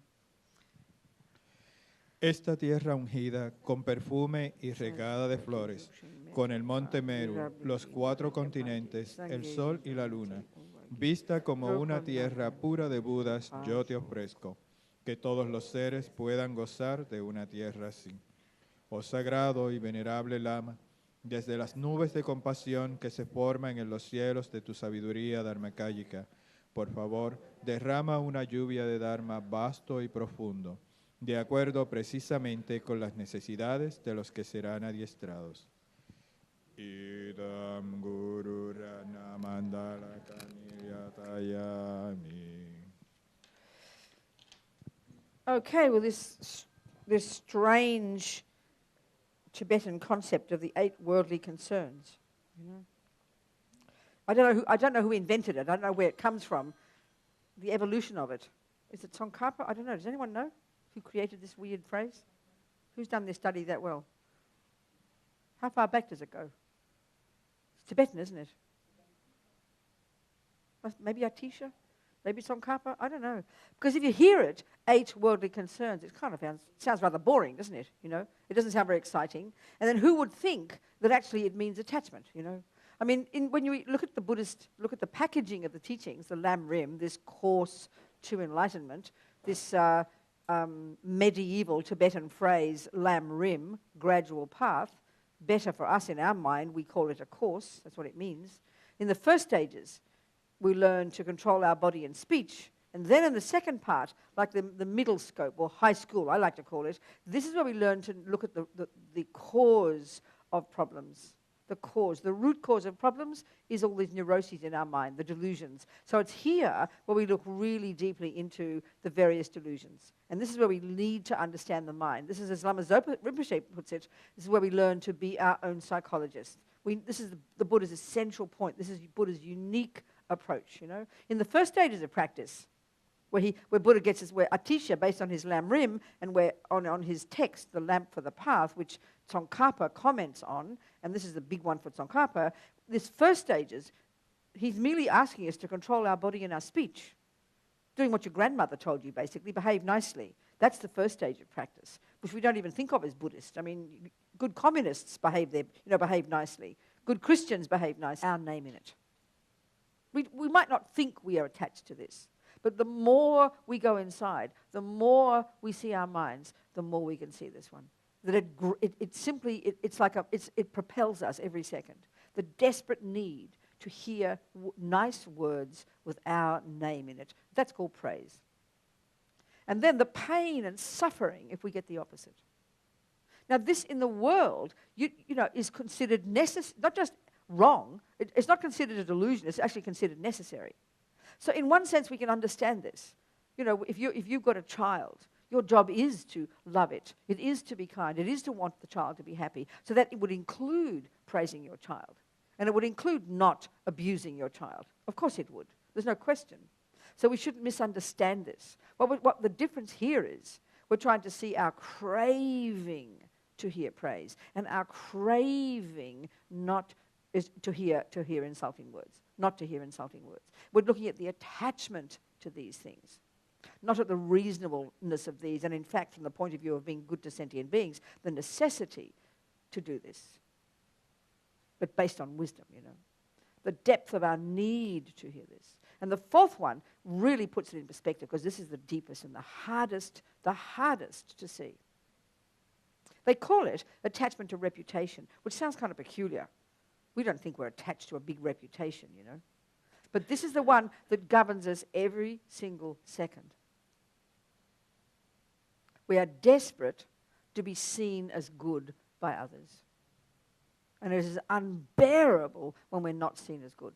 That's what it means by reputation. Praise to nice words is one thing, but this is even more primordial, even more craven. And it is really quite, if we've never really looked at our minds, if we've never looked at really the meaning of attachment at the lower levels, attachment to the gross objects of the senses, this one just seems so abstract to us. It really does. And this is why, not for nothing, it's taught at the level in the Bodhisattva path, at the deeper level, assuming already we've done some work on our minds. So there's one of reputation, and we just look at it in an ordinary way, you know. I mean, for example, look at the way we get lonely. Look at what we call loneliness. Well, if we analyze that from the perspective of attachment, it's really clear what it is. It's the attachment to reputation. So when we look into it, when we listen to our thoughts going all the time. You're driving home, you know, and you see something unusual. That second, you're telling somebody about it. That second. And then if you have no one to go home to tell, then that's what you call loneliness. So all the things that go in our mind, the constant conversation, first of all, the central player is I, and it's always in reference to others. So why we have this desperate need, for example, this is what the attachment to reputation is referring to, this desperate need. I mean, we're not talking normal human communication, and it's very hard for us to distinguish between normal human communication, which is based on compassion. We're talking at the normal human communication here based on attachment, which is what runs most of us. It's this neurotic need to be heard by somebody, to tell people what I think,